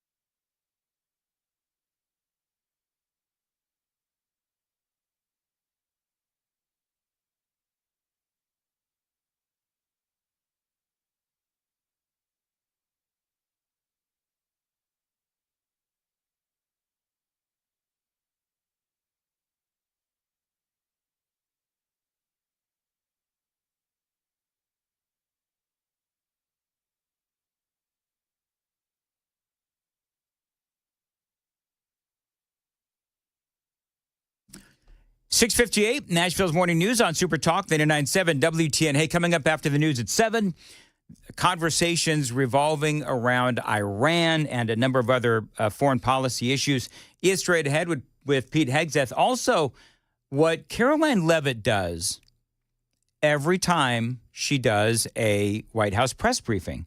I'm going to play that audio for you. It's a great story. It says Love a lot about that. Caroline Leavitt. You know what I'm talking about? I do. Don't blow the tease like I always do with you, Joan Jones. It would be really cool to do Hypocrite. that, though. So we were talking about if you could send one person into space with a one-way ticket, who would it be? And I told folks to send it to the super text line. I gave KGB the job of figuring out what people are saying. A lot of people said, of course, George Soros and the younger Soroses. Who else? Again, KGB? like Hillary Clinton was before. I see a lot of AOC. I see a lot, of course, Jasmine Crockett. I see Elizabeth Warren. Adam Schiff. I see my ex-wife. Taylor Swift. Yeah. Wait, who said Matt Murphy? Guy named Phil. Okay. But someone also said you, so you. Oh, you're, great. No. Me. Me. Oh, Me and you. Dan. Yeah. All right, Dan. Nobody said send Joan to the moon. Joan, One-way they would take a ticket. bullet for you. They would not send you to the moon. $99.45. Yeah, said Dan Mandis. I think Adam Schiff should be the winner, personally. You think so? Adam Schiff? He gets the most He's the votes. biggest slime ball. He is a slime ball, isn't he? All right, got a lot more straight ahead. WTN.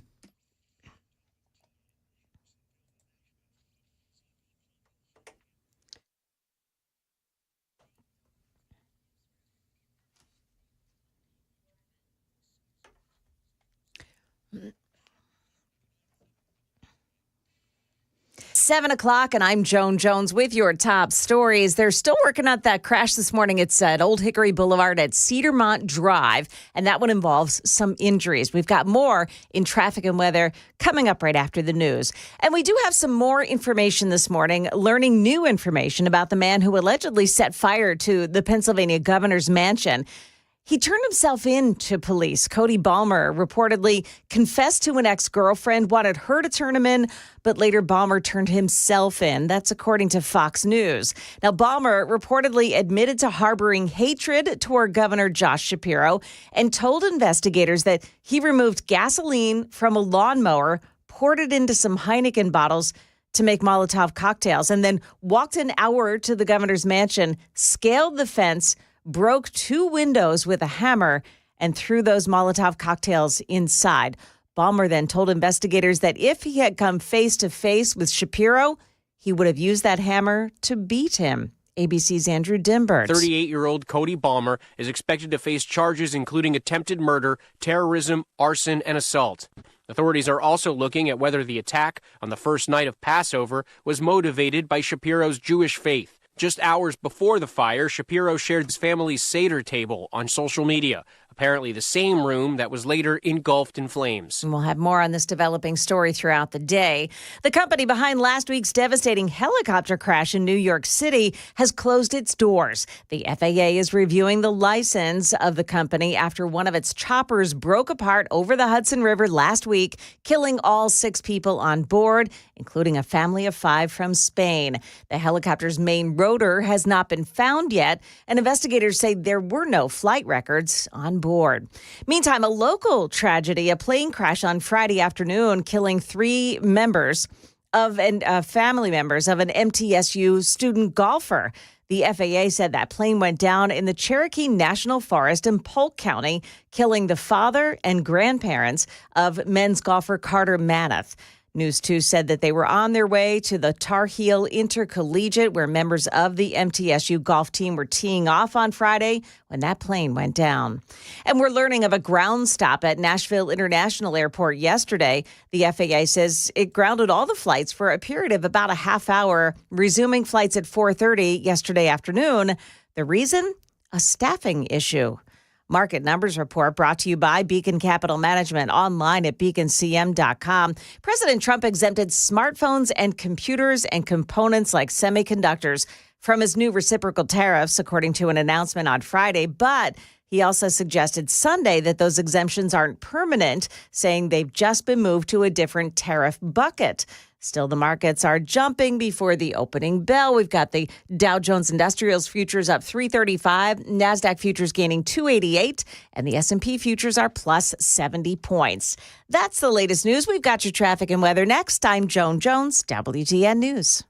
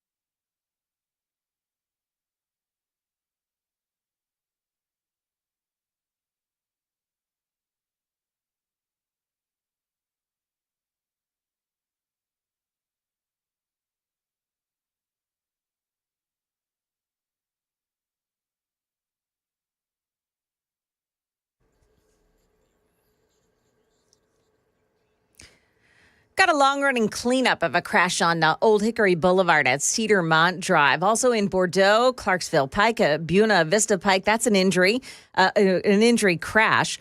Out at the airport on 40, the westbound side at Donaldson Pike, exit 216. The crash there blocking off the right shoulder. And on Murfreesboro Pike, a crash in Antioch at Nashboro Boulevard. Traffic every 10 minutes every morning on Super Talk 99.7 WTN.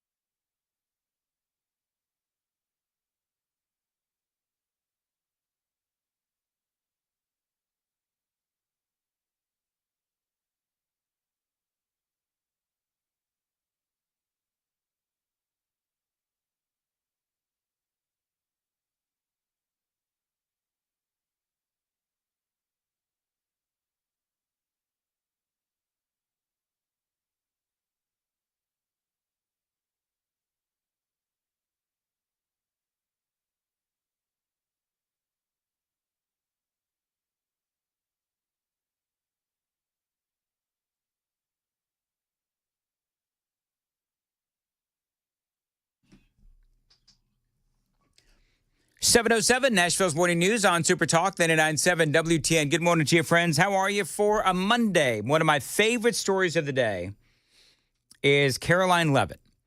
And what does Caroline Leavitt do before each and every White House press briefing? She prays. Lord Jesus, please give us the strength, the knowledge, the ability to articulate our words, have fun, and be confident in Jesus' name. Amen. You don't think she's actually praying? She's like praying to Jesus for patience in dealing with the Democrats. I think that really is what Caroline Leavitt needs to pray to Jesus for is for patience, for dealing with the Democrats and the journalists who ask her the same inane question over and over and over again. But I love that, and of course she wears that cross as well. I love that she wears her religion on her sleeve and around her neck. Unapologetic. And I absolutely love that. And just another reason why I think Caroline Leavitt is absolutely incredible. Now, we've talked about tariffs this morning. We talked about it. We spoke about it in great detail. I want to talk a little bit about the Panama Canal. And within this monologue, I'm going to talk a lot about national security and foreign policy. So he was on, Pete Hegseth, of course, he was on, Secretary of Defense, was speaking out about the battle over the Panama Canal. He was on with Maria Bartiromo over the weekend. Now, realize that the Panama Canal and that debate, I mean, it's about the Panama Canal, but realize it's not really about the Panama Canal. It's actually about China. And China's influence over not only Panama Canal, but also the world. And it's always these days about China, whether we're talking about tariffs, whether we're talking about right now the Panama Canal. We can talk about all of these Chinese nationals that have come across our southern border.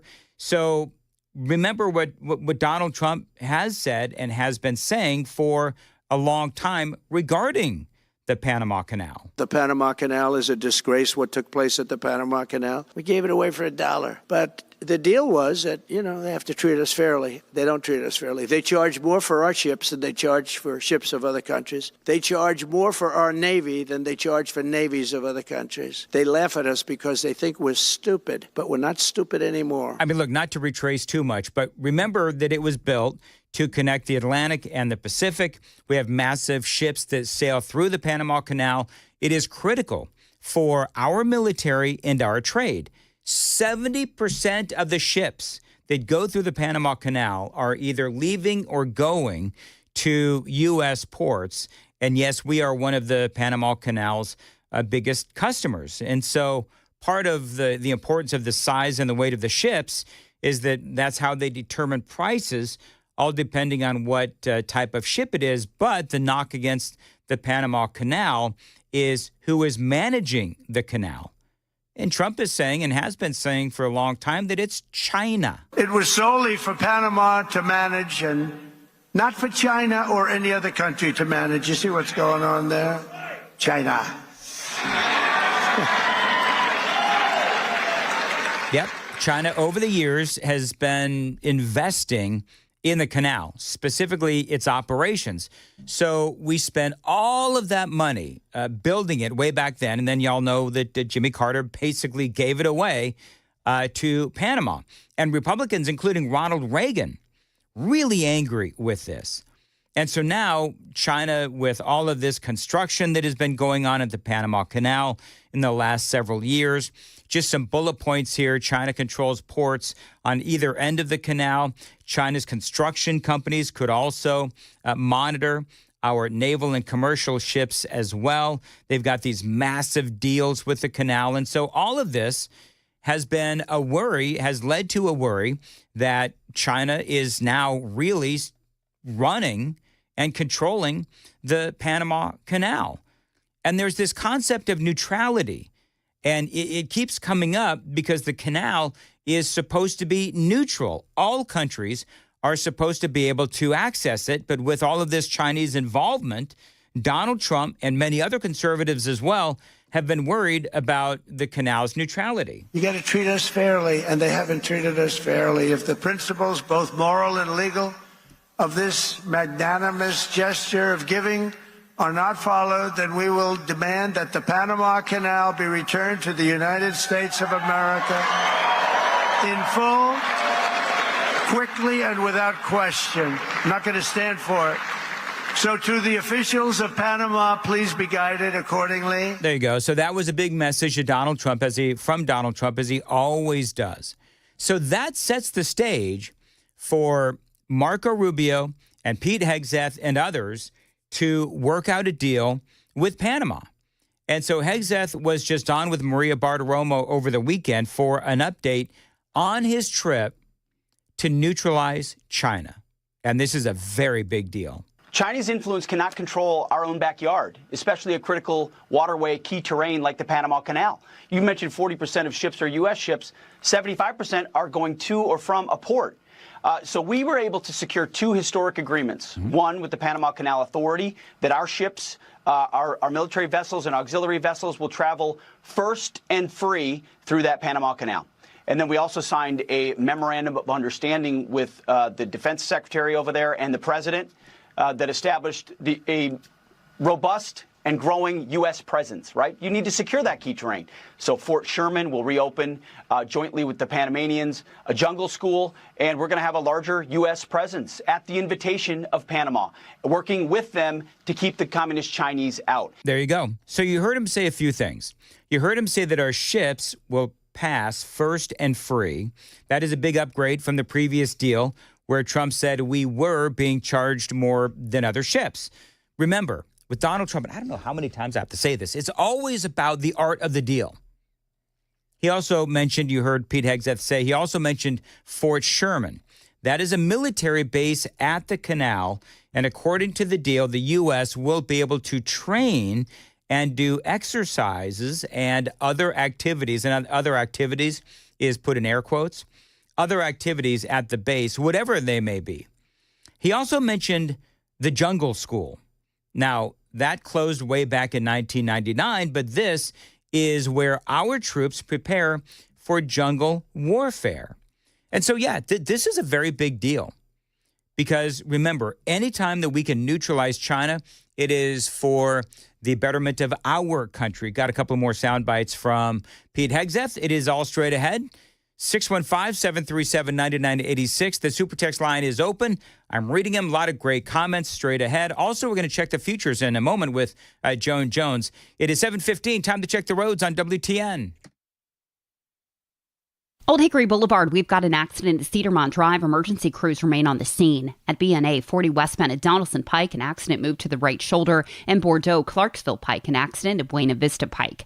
I'm Christy O'Brien. 7:15 now. As far as your weather, a high of 82 and partly cloudy. Rain tonight, and looks like it's going to happen around 9 or 10 this evening. Joan, real quick for an update on the futures, because, of course, I'm watching CNN.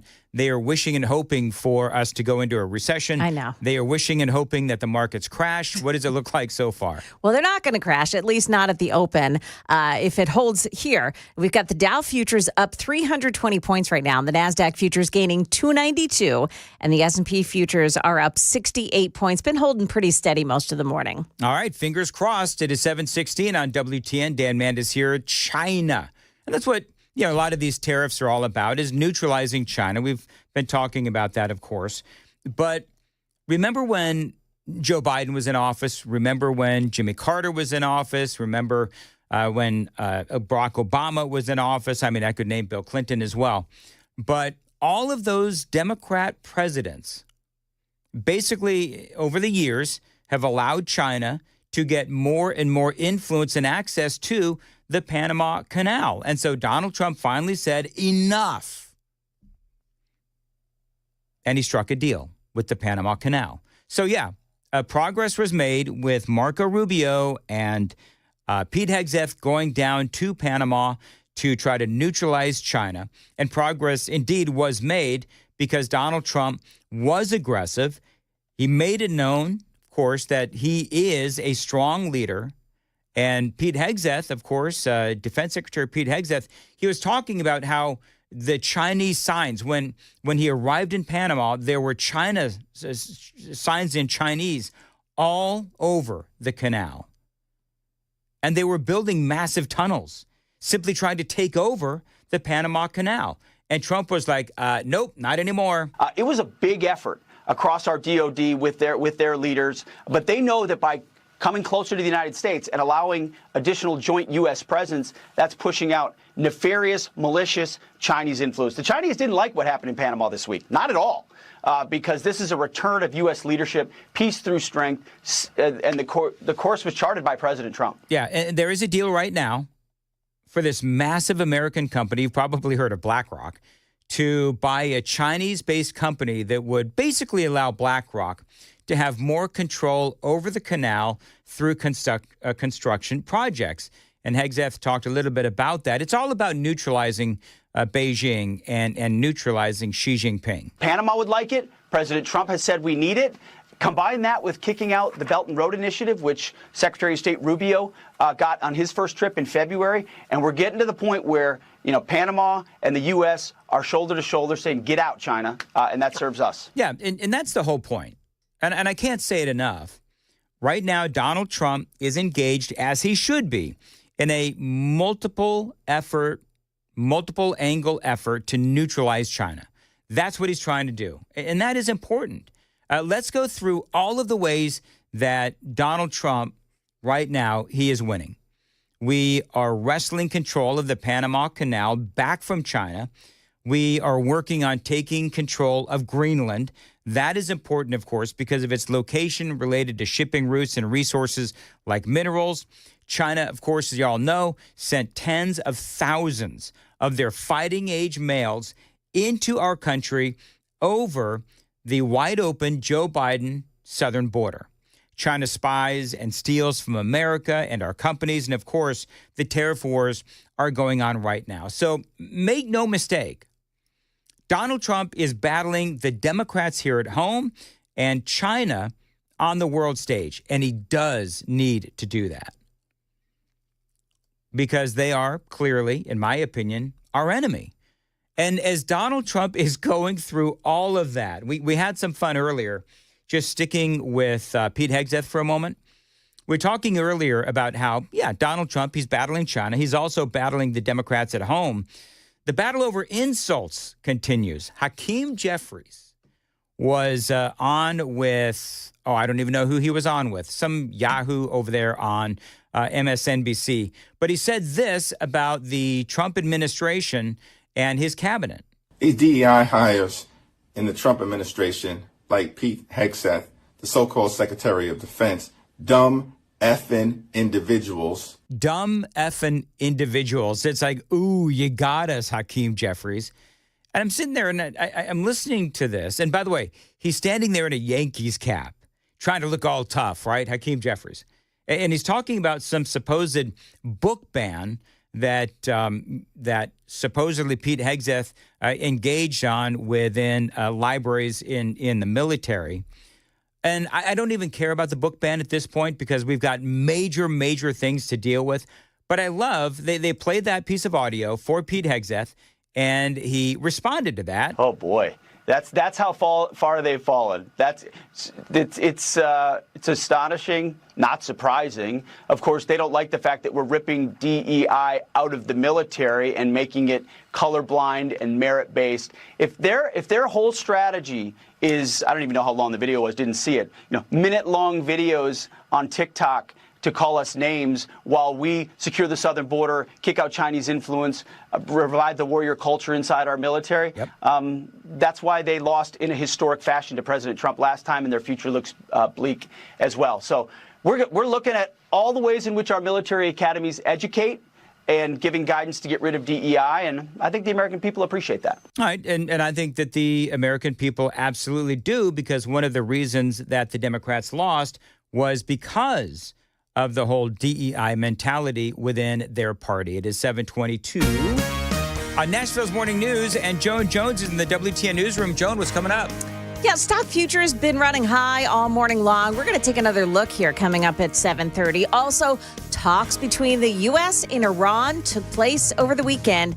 And just as President Trump had demanded, those talks were face-to-face. We've got those stories coming up here at 7:30 on Super Talk 99.7 WTN.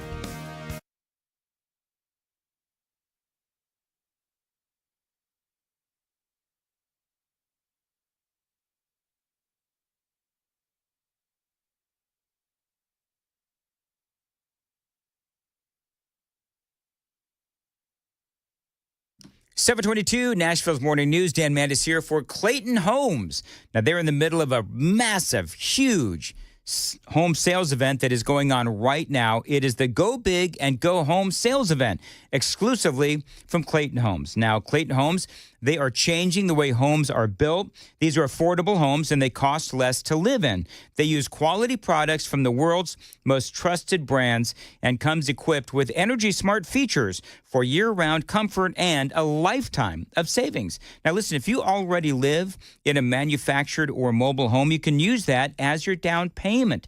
Clayton Homes and Freedom Homes, they are here to answer all of your questions with multiple options, floor plans, and features as well. Now, if you don't know where to start, check them out at gobigandgohomesale.com. That's gobigandgohomesale.com and get all the information you need and go home. Sales prices for the home only. It does not include required taxes, delivery, and installation. Installed price will be higher. Contact your local retailer for complete sales price information and for a list of eligible homes. Discount may not be available on all models, may not be combined with any other offer or promotion. Sales event ends 4/30/25.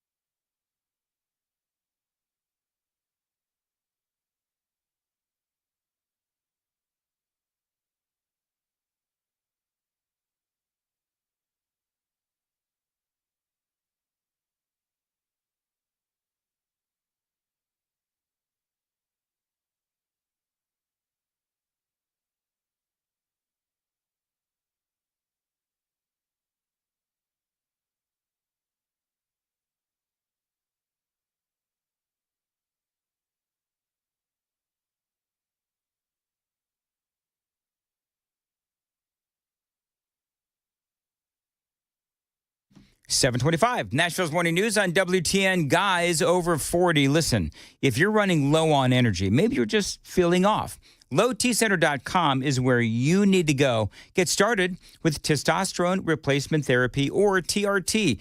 Join lots of other guys who are going through the same thing as you. Now, you know that they've got clinics all over Nashville, and they're really easy to get to. You walk in, you see a real medical provider, and you get that energy back. No complicated process, just results. And remember, these treatment plans are tailor-made just for you.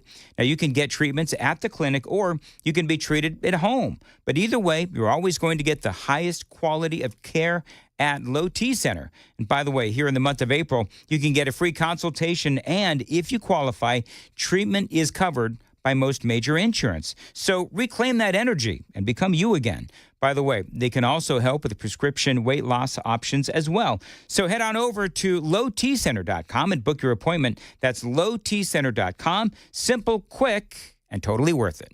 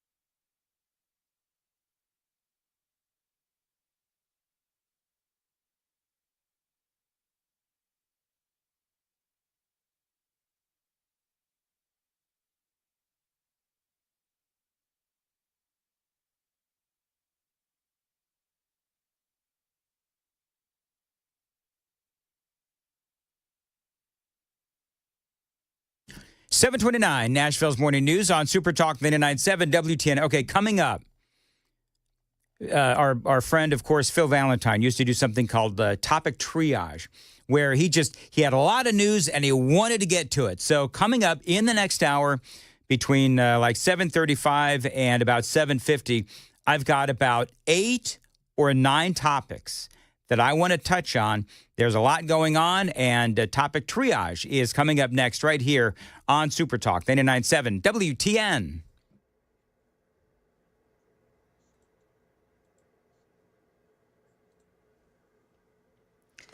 Good morning. It's now 7:30. I'm Joan Jones with your top stories. President Trump providing relief to the tech industry by temporarily exempting smartphones and computers from his reciprocal tariffs. Some traders have joked that they could use a Dramamine given these mixed signals from the administration on trade, on tariffs. And some of the big winners this morning include Apple, Google, and Nvidia. According to the Census Bureau, those now exempted tech products accounted for about $100 billion, or 23% of U.S. imports from China last year. ABC's Rebecca Jarvis there. The Dow futures right now are plus 372 points. Nuclear talks between the U.S. and Iran are expected to continue next weekend. Negotiators did meet briefly this past Saturday. Both the U.S. and Iran have signaled that Saturday's talks were positive. The meeting took place in Oman and lasted about 2 hours, and it's significant because it marks the first direct contact between these two nations since President Trump returned to office. U.S. Envoy Steve Witkoff led the discussions, which were primarily focused on Iran's nuclear program. ABC's Marcus Moore there. President Trump has said that Iran can never be allowed to have a nuclear weapon. Pfizer has decided to stop testing a daily weight loss pill that was under development. The company admits that one of the subjects in the drug trials suffered a liver injury, which reversed after that patient stopped taking the pill. Pfizer is among several drug makers racing to bring a more convenient weight loss medicine to a space that's right now dominated by weekly injections. That is the latest news. We've got your traffic and weather just ahead. I'm Joan Jones, WTN News. Pick a Jones, 732. Nashville's Morning News on WTN. Dan Mandis here. Spring rebate madness going on right now at Busy Bee Plumbing, Heating, and Cooling. Now, I want you to listen to these rebates.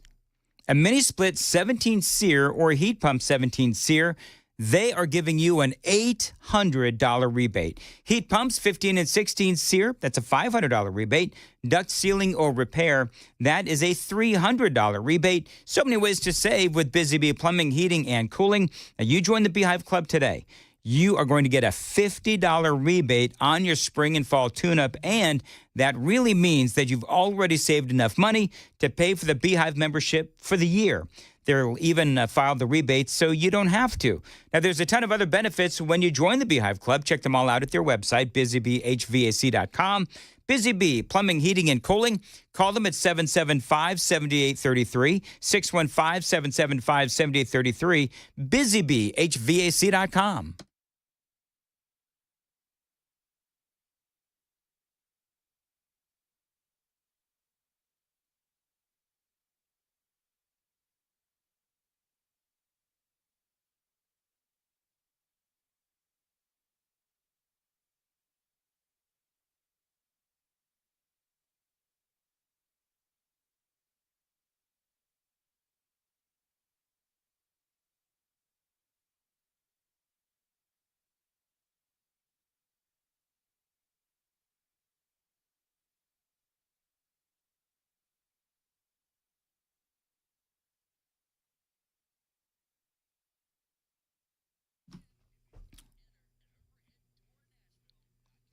Dan Mandis here with a question for you, my friends. If your roof was destroyed in a storm, how much of that replacement cost would your insurance company cover?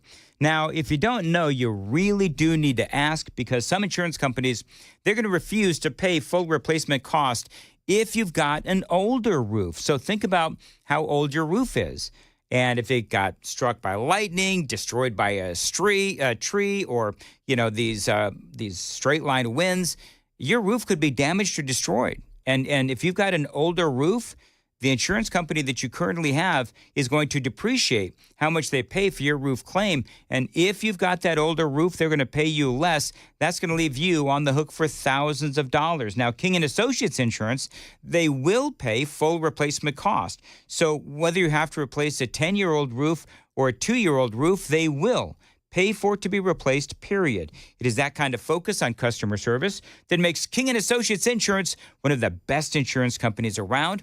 Call them, 615-329-8121, 615-329-8121. Get your Royal Review, tkinginsurance.com.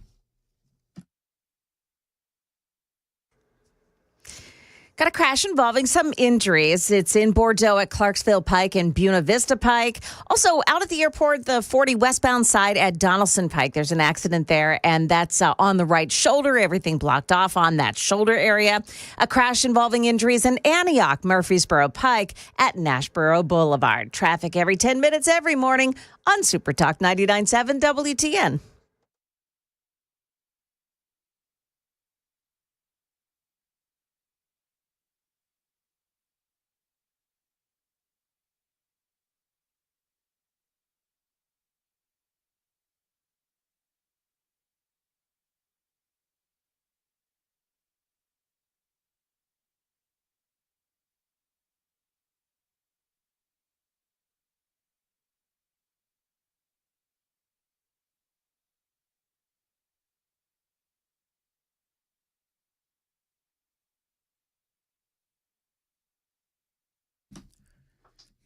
$7:36, Nashville's Morning News on Super Talk 99.7 WTN. I want to do something a little different with this particular segment because I pride myself on trying to get in a lot here in the radio program, a lot of different stories. And there's so many today that I'm going to pay homage to, of course, Brother Phil Valentine, Uncle Phil, who used to do something called topic triage, where he would go from one topic to another and just cover the day's news. And that's what I'm going to try to do here because there is an awful lot. And I've already covered multiple stories, but let's get to some of these stories that are out there today. First of all, great news. If you've been following the story of this jackhole Mahmoud Khalil, turns out now he can indeed be deported. Now, this is great news, because this is one of those stories that we've all been covering. A Louisiana immigration judge says Mahmoud Khalil can be deported. Now, remember, this is the kid from, well, he's not a kid, he's an adult, from Columbia University. And the Trump administration deported him. He came into our country, a legal permanent resident at that, yes, but he basically activated the pro-Palestinian movement on Columbia University. And so he basically came over here and he organized all of those Columbia University protests. Remember the vandalism.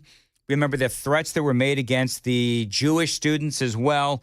And a lot of people said, you come into our country from another country and you rile up all of this anti-Semitic hate. It was a story that we covered extensively here on Nashville's Morning News because the media was just, oh my gosh, you can't kick this guy out. Where is, his First Amendment right to free speech, so on and so forth.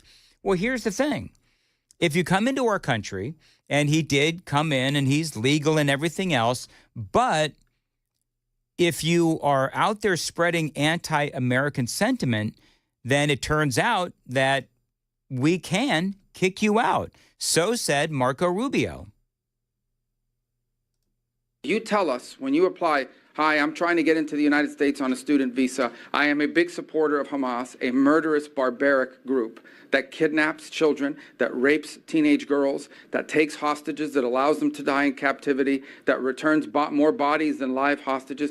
If you tell us that you are in favor of a group like this, and if you tell us when you apply for your visa, and by the way, I intend to come to your country as a student and rile up all kinds of anti-Jewish student, anti-Semitic activities, I intend to shut down your universities. If you told us all these things when you applied for a visa, we would deny your visa. I hope we would. Yep. If you actually end up doing that, once you're in this country on such a visa, we will revoke it. And if you end up having a green card, not citizenship, but a green card as a result of that visa while you're here in those activities, we're going to kick you out. Yeah, and as I explained at the time, okay, so because the Democrats are like, oh, he hasn't been convicted of any crime. You don't need to.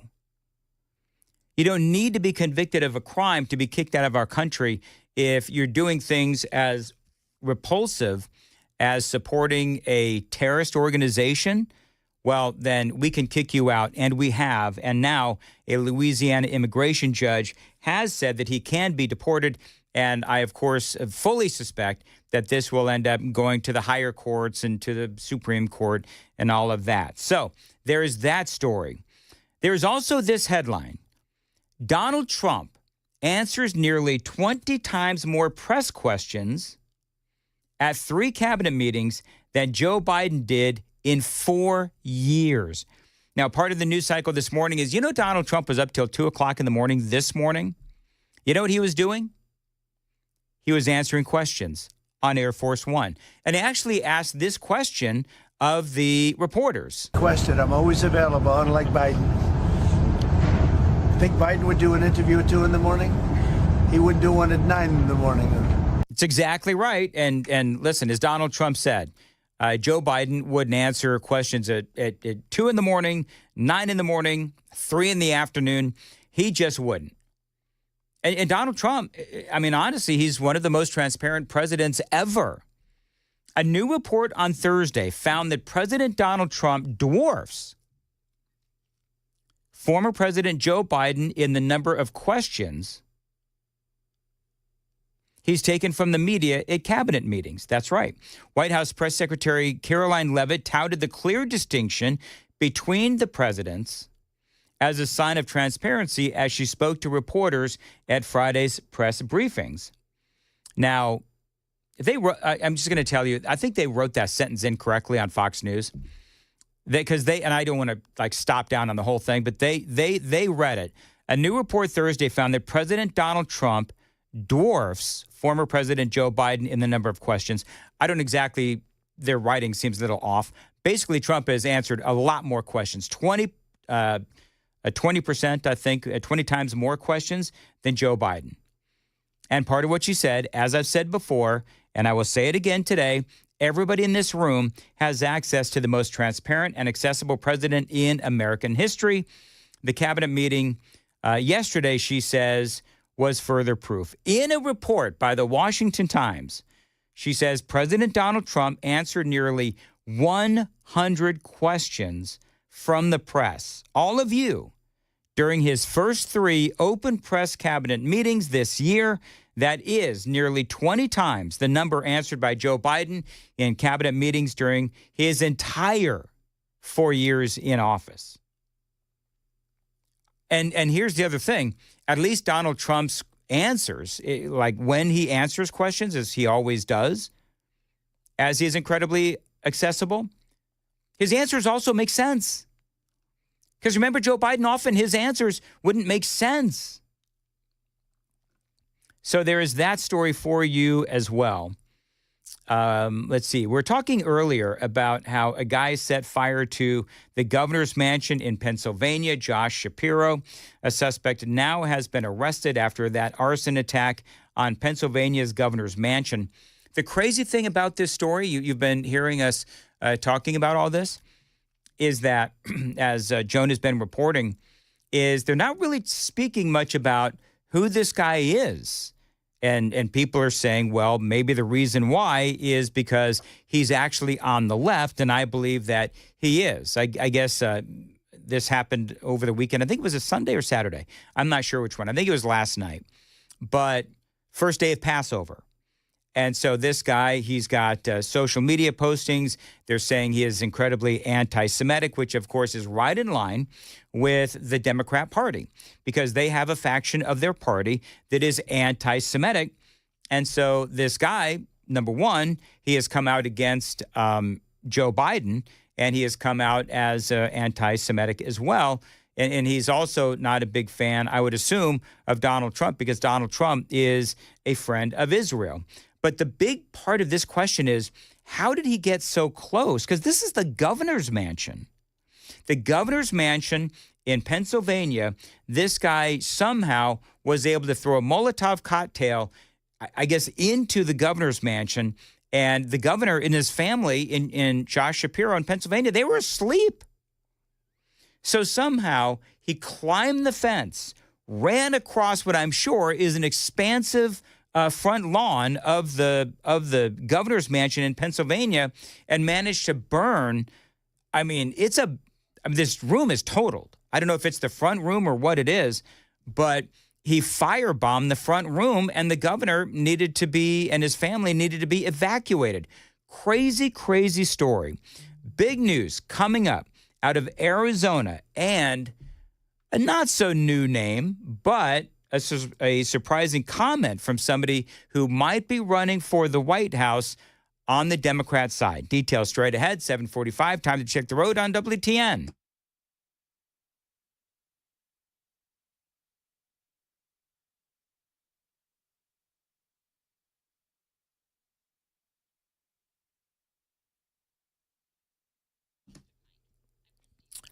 As far as your weather today, looks like it's going to be a high of 82 and partly cloudy. Rain expected tonight, right around 9 or 10 this evening. In the midst of topic triage, what we're doing is I'm throwing out a bunch of topics that I don't have time to get into in any kind of depth, unfortunately, this morning, because it has been a very busy morning. Arizona is going to begin removing as many as 50,000 non-citizens from the voter rolls following a lawsuit. Now, this is a huge story. Obviously, Arizona is a very important state in elections. Fox News is reporting, and this came out, I think this was yesterday afternoon. All 15 Arizona counties have now begun the process of verifying and removing non-citizens from their voter rolls, including nearly 50,000 registrants who did not provide proof of U.S. citizenship. I'm so confused by this because the Democrats always seem to tell us that there is no proof of widespread voter fraud. Well, I'm sorry, but you've got 50,000 registrants who cannot provide proof of U.S. citizenship. So I don't know about you, friends, but that kind of sort of sounds to me like voter fraud. So that is big news out of Arizona. That is good news for folks who are pro election transparency and elections that we can have confidence in. Democrat states to blame for most of the nearly $400 million in unemployment fraud over the last 4 years coming from Democrat-run states. And there are 3 that are to blame for most of the nearly $400 million in unemployment fraud. Can you guess which ones they are? California, New York, and Massachusetts. They doled out more than $300 million in improper unemployment payments over the last 4 years, according to DOJ. Anybody shocked by that? Of course you're not. Now, Stephen A. Smith has announced that he is very much open to run for president. Need some audio if I could. Apparently, because, this is can I just say this? This is such an ego stroke for people like Stephen A. Smith. And I will say, yeah, people like Donald Trump, too, who for years and years teased that they were going to run for president and never did until finally Donald Trump did. But Republicans have said this is the one guy who could give us a run for our money in 2028. So the question is he running? Well, he's considering it. He was on with ABC and John Carl. Stephen A. Smith, of course, from ESPN. I have no choice because I've had elected officials, and I'm not going to give their names, elected officials coming up to me. I've had folks who are pundits come up to me. I've had folks that got a lot of money, billionaires and others, that have talked to me about exploratory committees and things of that nature. I'm not a politician. I've never had a desire to be a politician. I just signed a contract extension with ESPN. I am very, very pretty happy good one, too. With my day job. I'm very happy with my boss. This is a pretty damn good one. Just right. It's a pretty damn good contract. I couldn't be happier. Yeah, he just signed a massive contract worth $100 million. But in an air of self-importance, he says, I've got no choice but to consider this. But here's the reality. People have walked up to me, including my own pastor, for crying out loud, who has said to me, you don't know what God has planned for you. At least show the respect to the people who believe in you, who respect you, who believe that you can make a difference in this country, to leave the door open for any possibilities 2 to 3 years down the line. And that's what I've decided to do. But again, whether it's Westmore, Governor Westmore, who I know, or Governor Josh Shapiro from Pennsylvania, who I know, Andrew Cuomo, who I had the pleasure of interviewing, who's trying to get back in things, be the next mayor of New York, etc. I see a lot of people that obviously and clearly are more qualified than me. Yeah, but he is still saying that he is most certainly considering a run because, when America, I said this about Michelle Obama, where I was like, well, Michelle Obama has said forever that she wouldn't run. And I said, yeah, but all you have to do is say, but I had so many people come to me all across this great nation of ours and said, please, will you run? And that's Stephen A. Smith is pulling a page out of that notebook, out of that playbook. But again, I believe that this whole thing is simply an ego stroke. Now, maybe he's going to run, maybe he won't, but he's no friend of Donald Trump. Talking about how there could be a third term. Excuse me, be careful what you wish for, because if any GOP member, if any Republican supports that, I don't want to hear a word out of their mouth ever again about the following the Constitution, the Constitution, the Constitution. That's what they've been living off for years. And then you're talking about circumventing the 22nd Amendment, and you think that's cool? No way. That's not something that we should stand for. So I would hope somebody else would step up that's more qualified than me. But if it has to come down to me, it is something I would consider. Yes, I would, because I don't mind the thought of tussling with these folks at all, on the left or the right. All of them disgust me, to be quite honest with you. And just to be clear, talking about circumventing the 22nd election, Republicans have discussed amending the United States Constitution. That is what it's all about. And the Constitution, of course, can be amended. I am, by the way, against Donald Trump running for a third term because of the long-range consequences of that. And so I do agree with Stephen A. Smith on that, but for different reasons. And I think that by and large, most people would say that, no, that is not something, that is not a place where we want to go, because that could also apply to the Democrats. It is 7:52. By the way, speaking of which, I'd made mention in that monologue that there are a lot of folks out there, Republicans, who do say that Stephen A. Smith is the one guy who gives them heartburn when they think about Stephen A. Smith running against, say, for example, maybe a J.D. Vance or a Marco Rubio. And so on the YouTube page, take the Daily Dan poll, like and subscribe if you would. And I did ask the question, would you be worried as a Republican, as a conservative, if Stephen A. Smith were running for president? And what do people say, KGB? Right now, 86% say no. It's 86% would not be worried about a Stephen A. Smith. Very good. 7:52 on Nashville's Morning News. By the way, coming up, I love this. Cory Booker put in his place by none other than Kirsten Welker. It is all straight ahead. And Joan Jones, that's right, Joan. Very exciting. All right, coming up in the news at 8. So what do Tennessee lawmakers are hoping to do to speed things up as their session comes to a close? Also, a man charged with setting the Pennsylvania governor's mansion on fire, his mom is speaking out now. We'll tell you what she has to say. That and more coming up at 8 o'clock on Super Talk 99.7 WTN.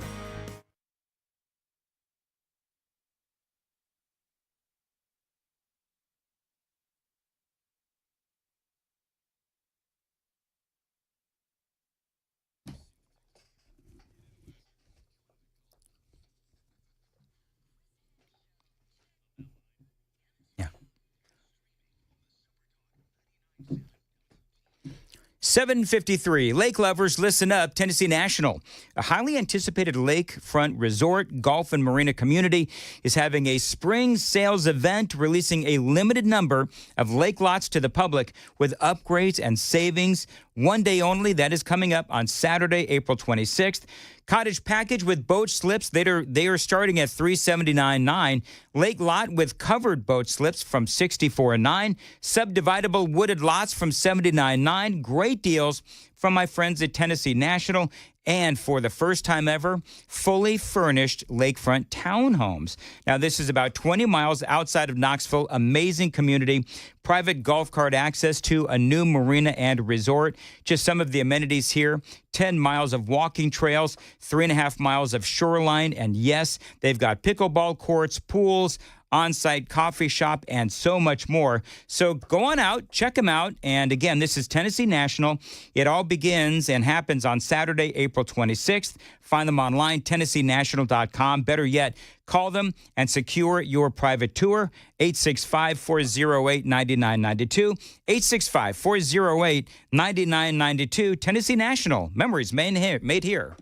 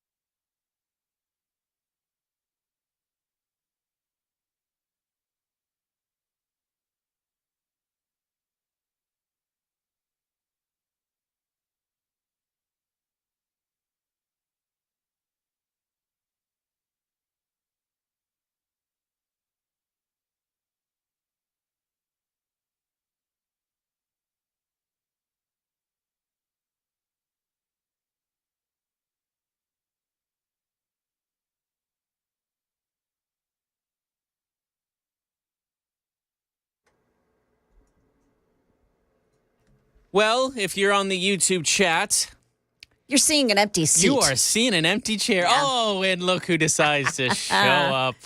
Well, hello, Dan. Really, you just couldn't play Welcome a to the promo show. or something? You I two didn't have know to how long crack you would the be. mic. How long? How late? It's been like 10 seconds, but I didn't know how long you were going to be. I was getting worried. I'm like, did me and Joan have to take over the show? Listen, it was a host emergency. Let's just leave it at that.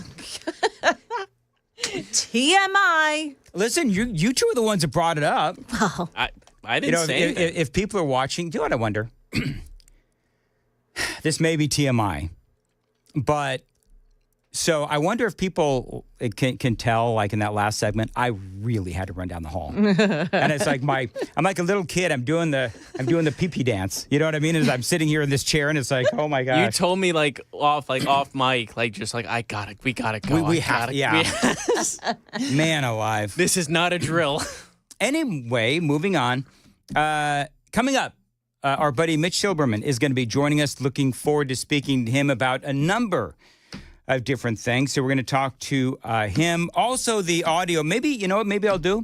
Maybe I'll play this audio of Cory Booker getting grilled by Kirsten Welker. And bottom line is, what evidence do you have that Donald Trump is corrupt? Wait till you hear what Cory Booker has to say. It is all straight ahead. Super Talk 99.7 WTN.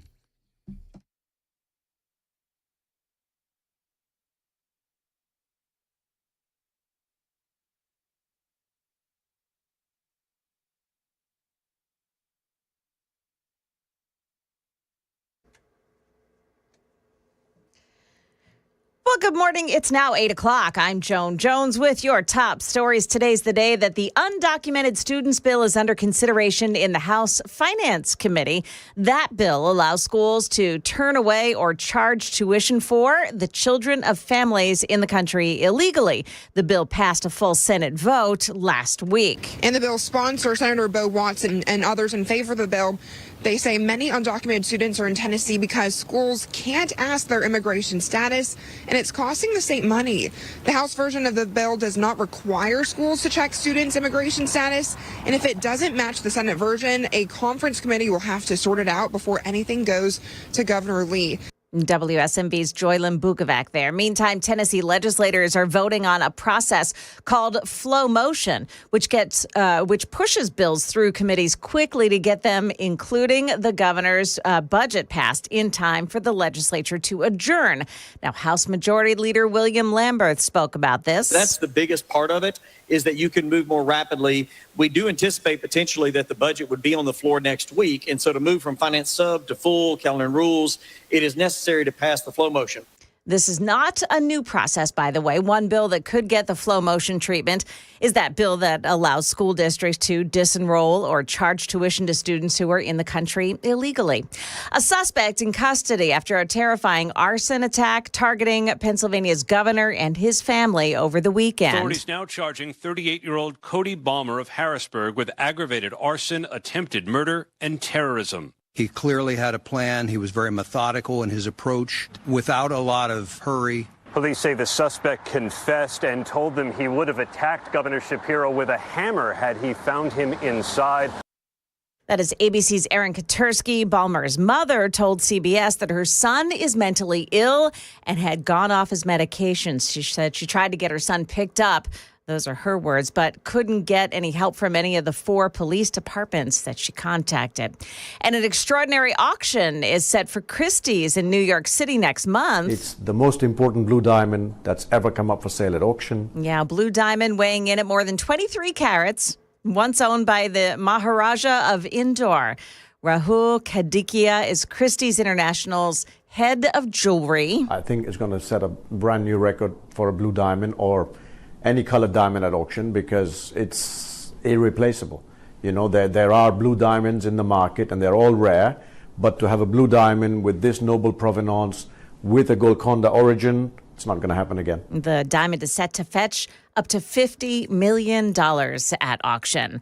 Well, looking at stocks this morning, the Dow futures are up 445 points now, just ahead of the opening bell. The NASDAQ futures, they're gaining 375. We've got the S&P futures up 86 points. That is the latest news, traffic, and weather. Next, I'm Joan Jones, WTN News.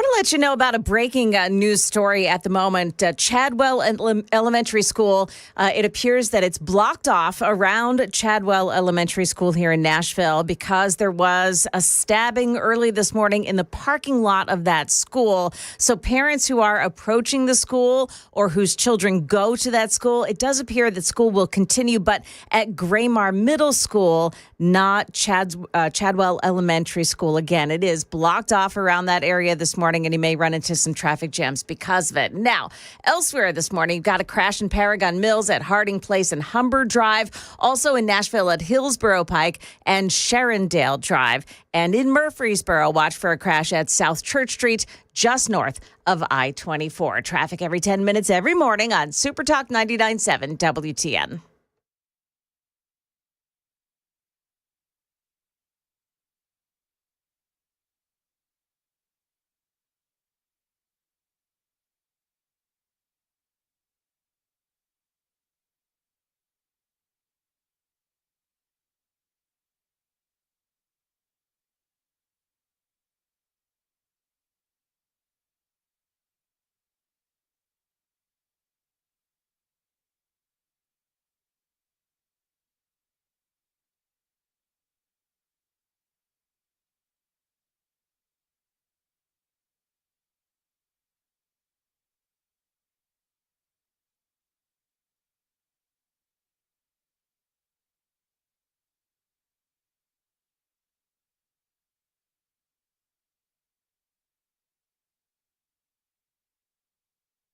.807, Nashville's Morning News on Super Talk 99.7 WTN. Good morning to your friends. How are you? Happy Monday to you. I want to welcome on into the program Mitch Silberman. Mitch, we've spoken to you before. Always great to have you on. Mitch, a co-founder of nationwide nonprofit Jewish Republican Alliance. And, of course, here we are in Passover, Mitch. And so I hope you are having a great day thus far. I want to play a couple of audio bites for you. And I like having you on because you bring, the perspective of someone, of course, obviously, as I just mentioned, who is a Jewish but also Republican. And so let's talk a little bit about J.D. Vance is getting absolutely hammered because he said something about Chinese peasants. And I want to play this audio for you. And folks, I don't know if I played this last week, but he's getting blasted for it. J.D. Vance talking about borrowing money from Chinese peasants. We borrow money from Chinese peasants to buy the things those Chinese peasants manufacture. So basically, it seems to me what J.D. Vance is talking about, and there's a great article in Town Hall that I want to point to where they were talking about how China basically has two classes of people. There are the haves in China, and then there are the peasants. And the peasants are the ones that make all of these goods that are then exported or imported into America. Talk a little bit about that, Mitch. Well, good morning, Dan. As usual, J.D. Vance is spot on. He is so insightful, so brilliant, and he's not offensive. He really isn't. But he's right. China is a very totalitarian society, and the article you cited is very powerful, written by historian Mark Lewis. But it talks about, essentially, he's right. We have this massive trade deficit with them, and it's not the elites that are doing the hard work and the slave labor. It is, as he calls, the peasants. And so he broke it down that way, and the truth hurts, but he's being factually correct. One of the things I find interesting is, and you watch the news just as much as I do, and so you're very in tune. Yes, exactly, sadly. And so I want to play this audio for you. Of course, in real life, you own a wealth management firm. I want to talk a little bit about tariffs. But one of the things that I find interesting is the fact that the Democrats and some in the media are trying to say that Donald Trump engaged in insider trading when he posted on Truth Social, now would be a great time to buy. Of course, we all know the story where he announced a temporary pause on those tariffs for 90 days. So now you have the Democrats out there, and they're trying to, again, accuse Trump of insider trading.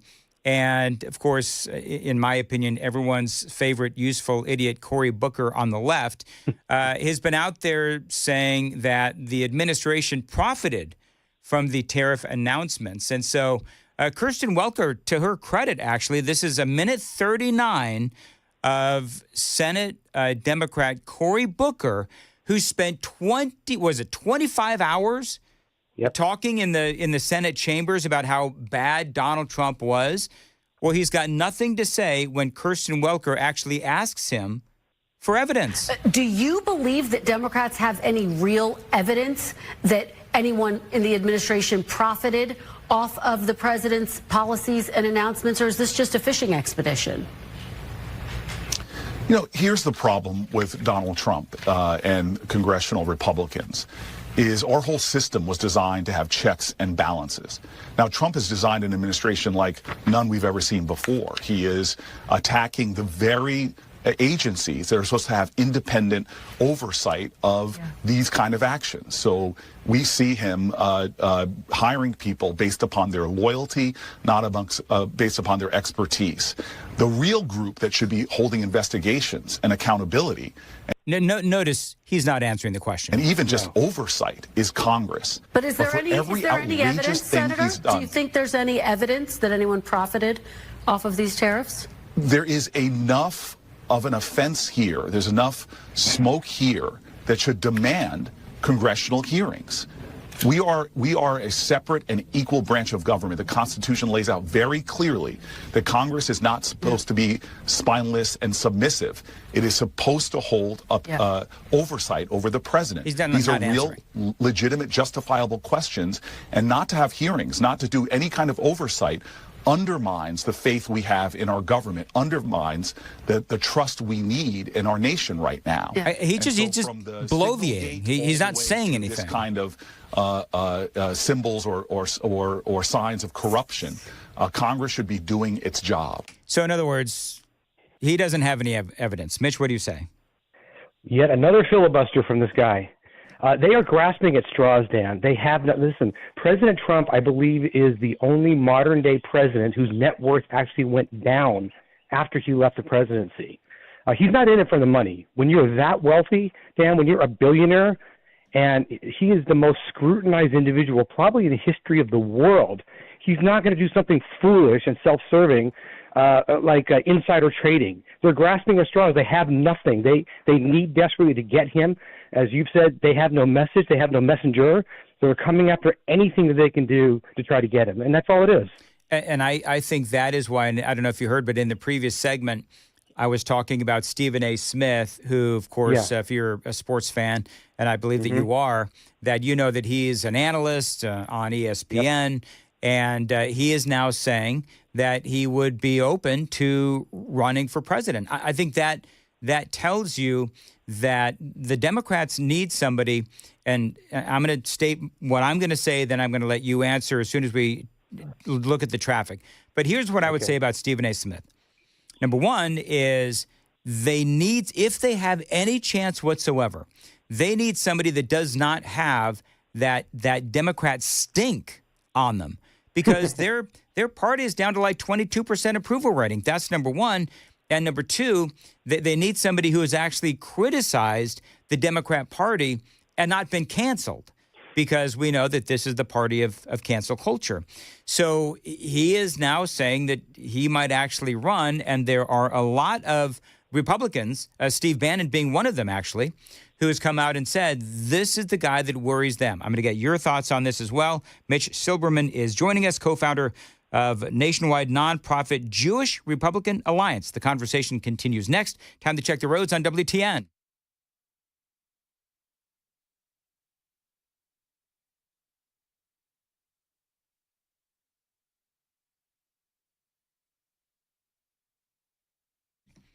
Weather today, a high of 82, partly cloudy, possible rain tonight around 9 or 10 o'clock this evening. Appreciate you listening to Super Talk 99.7 and Nashville's Morning News.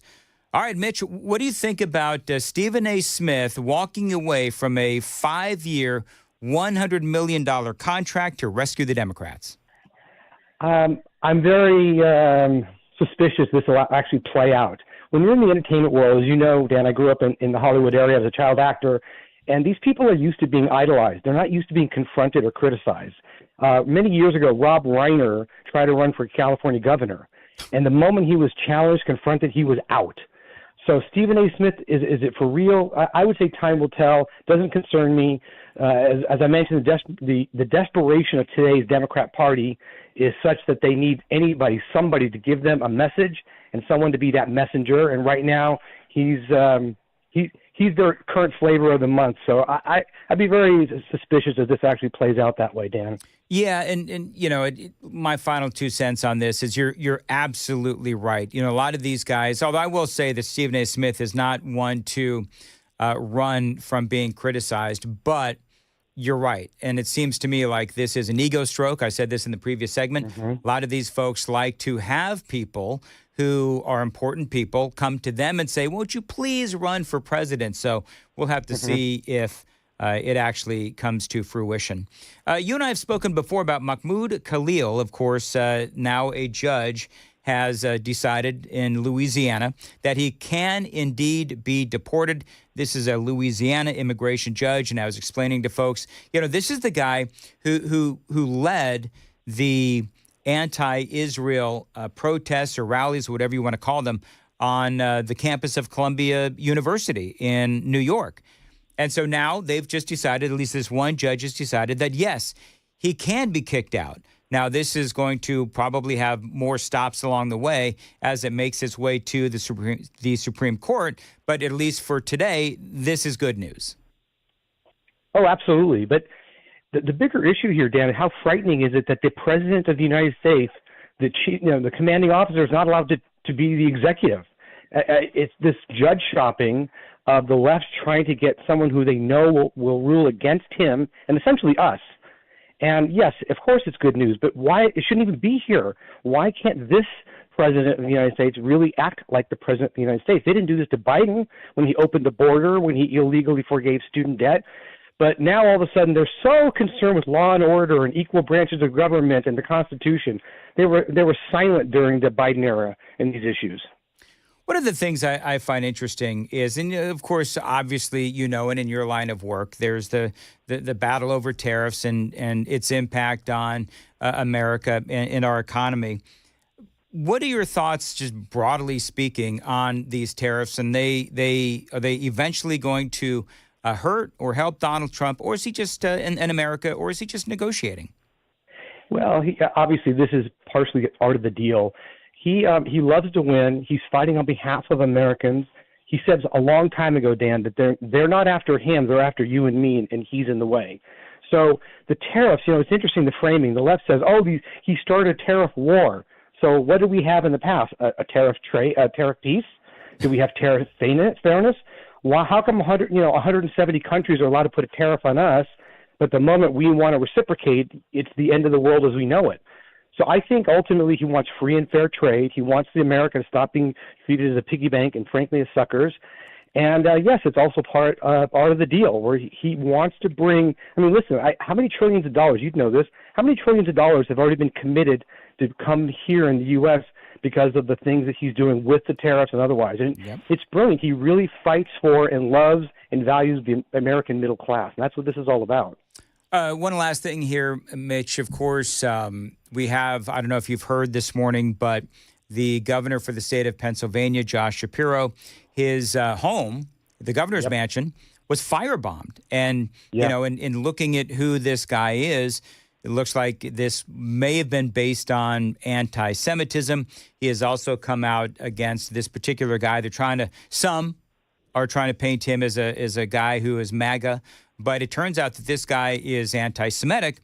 He hates Donald Trump. I would make the argument that he hates Donald Trump because Donald Trump is pro-Israel. And so I think talk a little bit about, and you and I spoke about this before, but the anti-Semitism that is on the left. And we see this often where on the left we see them attacking Israel at every turn.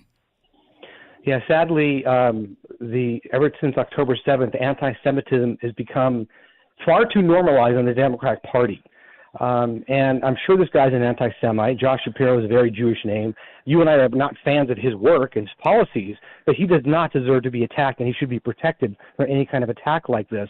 But yeah, it's become very mainstream in today's Democrat Party. Now, I'm not saying every Democrat hates Jews in Israel. There's no way. Right. But when you hear of radical anti-Semitism, you know it's coming from the left. And to pick up on what you said, President Trump has assembled the most rabidly pro-Israel, pro-Jewish cabinet in American history. And for that, I am so grateful. How can folks find out more information on the Jewish Republican Alliance? Do you guys have a website? I think you do. We do. We also have a handle. So it is www.jewishrepublicanalliance.org, .org, not .com. And also on X, it's at JewRepChat.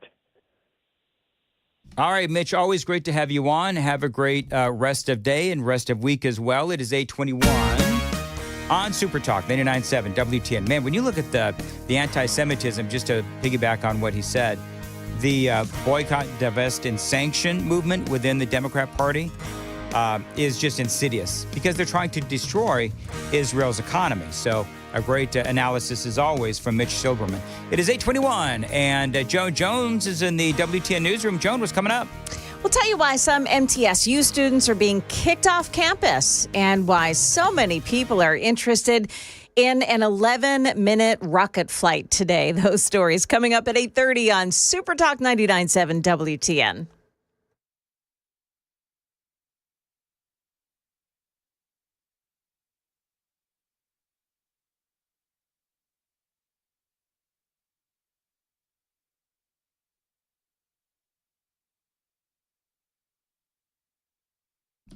A22 on WTN. Dan Mandis here, 2025. What big events do you have planned this spring and summer?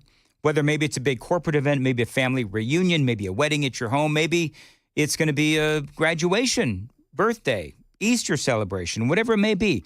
My friends at Nashville Tent and Awning, they can help you with an incredible enclosure that can be installed anywhere. Now, this is a great American company, a great Tennessee company. Nashville Tent and Awning, they've been around since 1884.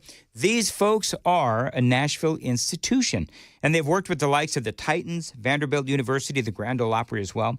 Now, they are one of the top companies in Nashville, and they can help you.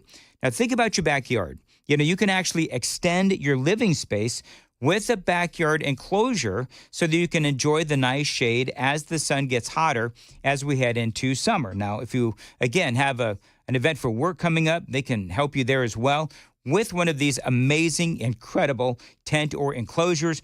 By the way, they've also got awnings for any style of building that is going to improve the look and the feel of your home or office. So check them out online, ntaco.com. I like to say ntaco.com, ntaco.com. Tell them Dan Mandis told you to call 615-329-3701, 615-329-3701.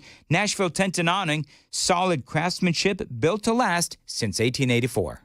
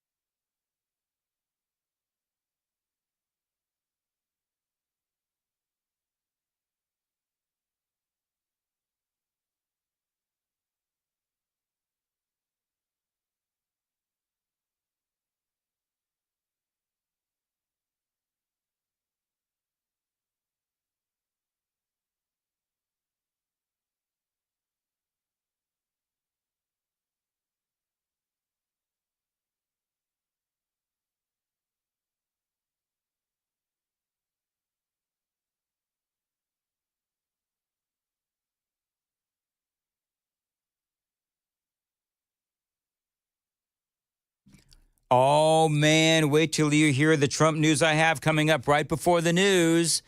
On WTN, it is actually breaking news, and I cannot wait to share it with you. We'll call it the Trump effect. Details straight ahead. Dan Mandis here. Spring wedding season is approaching. If you're a bride, a bridesmaid, maybe you're a groom, a groomsman, and you're not exactly confident about looking your best, Contours Med Spa in Cool Springs, they can help you. Their red light technology is going to help you lose 2 inches across the belly on that first treatment.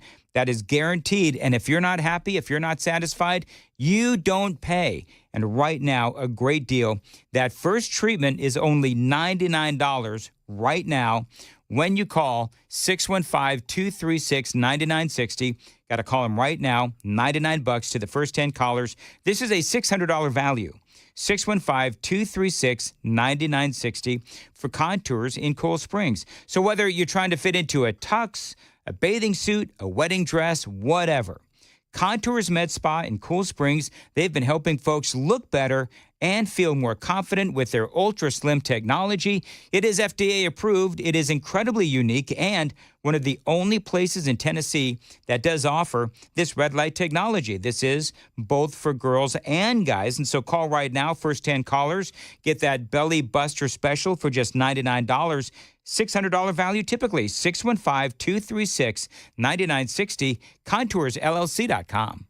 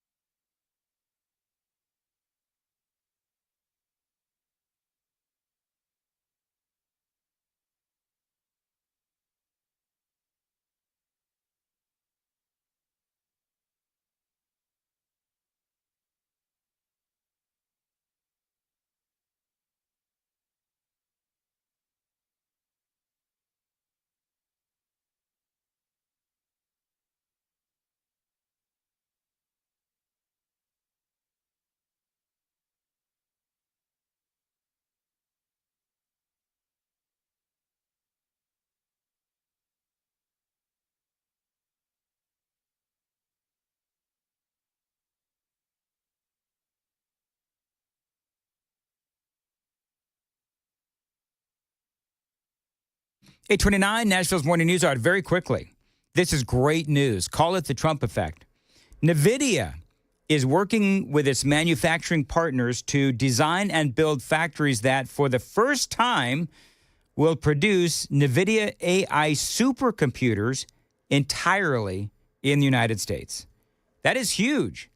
We'll have some details on this and a whole lot more straight ahead. Again, all these companies trying to avoid Donald Trump's tariffs. It is 8:30 on Nashville's Morning News on WTN.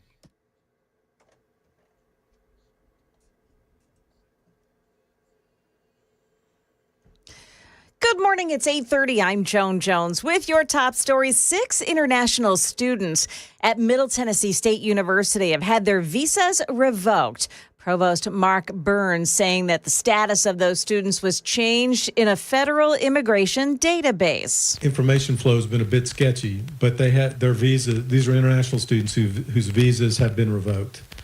So they are supposed to be going home. And if they don't, then they're in violation. Burns also confirming that as part of the removal process, ICE agents may be detaining those students on campus. The news comes after 9 international students at the University of Tennessee in Knoxville have also had their student visas revoked. Chadwell Elementary School closed today as police investigate a stabbing in that school's parking lot early this morning. Metro Nashville police reporting that someone was found dead in the parking lot at about 6 o'clock this morning. So they have closed off Port Drive in front of the school, and classes for students of Chadwell Elementary School will instead take place at the former Graymar Middle School on Joyce Lane. A Blue Origin rocket lifts off today, and it flies to the edge of space, and inside will be an all-female and star-studded crew, including Katy Perry and Gayle King.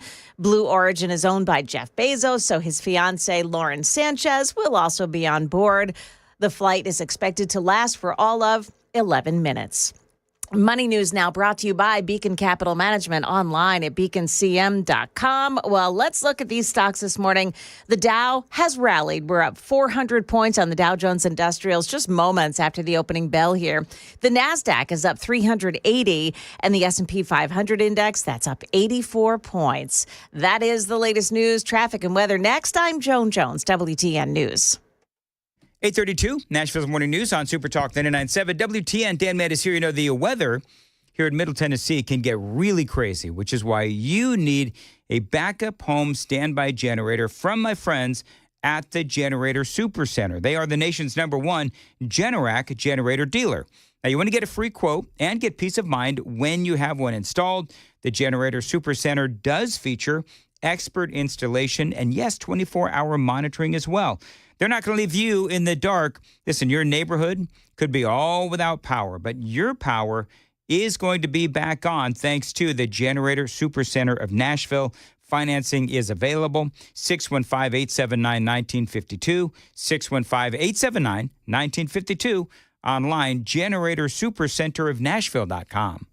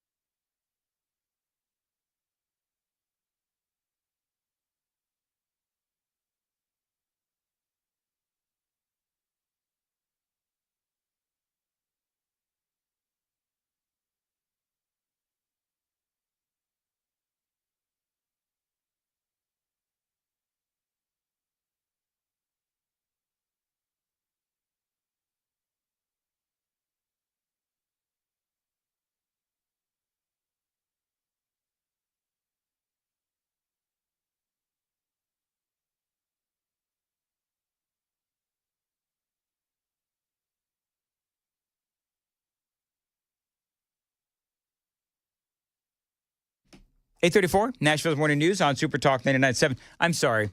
Chris and I are in here trying to figure out who exactly has gone up on that rocket with Katy Perry. Katy Perry, Gayle King. For some reason, I thought Beyonce was going up. No. And I said, no, I think you're thinking Gayle King. And he goes, whatever, same thing.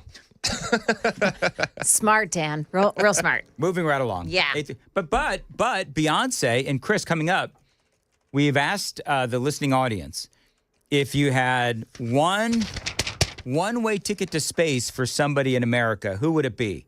Well, that's a good question. Yeah, we were doing it on the super text line earlier, and here's the great thing about this, and KGB and I were talking about this. I noticed one thing that was really interesting. Don't say what it is, KGB. One thing was really interesting about what people said about who they'd like to send up to space. I've got that, and I almost had a stroke this morning on the radio program. I'm going to talk about that as well. Just a lot coming up here on Super Talk 99.7. What a tease. Right. What a tease. Almost had a stroke. Like a real stroke, or? I think so. Yeah? I had a really weird thing happen to me in the middle of the show. And Is that when you went to the bathroom? No, for once it had nothing to do with my bladder. Okay. Sorry, moving right along. Hey, Loan Pronto. Interest rates have plummeted. It is time to call my friends at Loan Pronto. Dan Mandis here.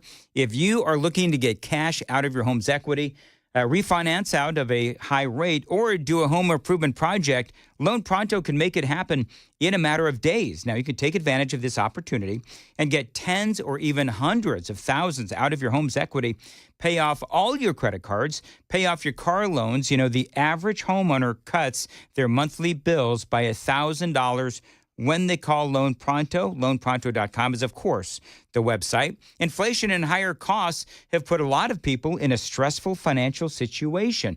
But if you own a home, there is a way out. They've got multiple options that can help you get the financial freedom you deserve. Most homeowners get their cash in less than 2 weeks, and most don't even need an appraisal. So do the smart thing and reach out to Loan Pronto and stop paying insane rates on those credit cards. Call them. Tell them Dan told you to reach out. 615-499-5780. 615-499-5780. LoanPronto.com. Equal housing lender. NMLS 166-1781. Subject to lender approval. NMLSConsumerAccess.org.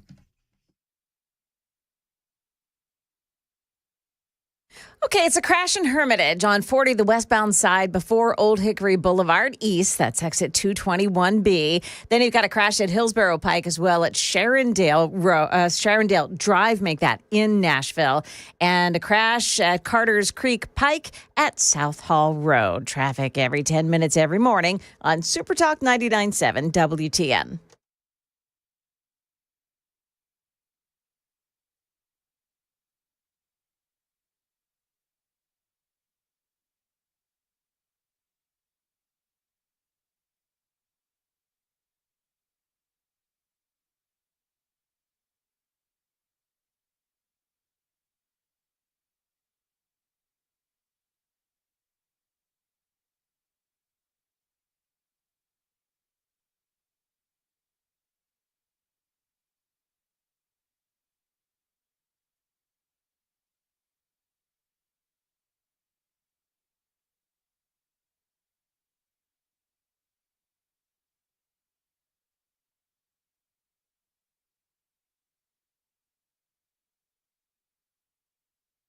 .838, Nashville's Morning News on Super Talk 99.7 WTN.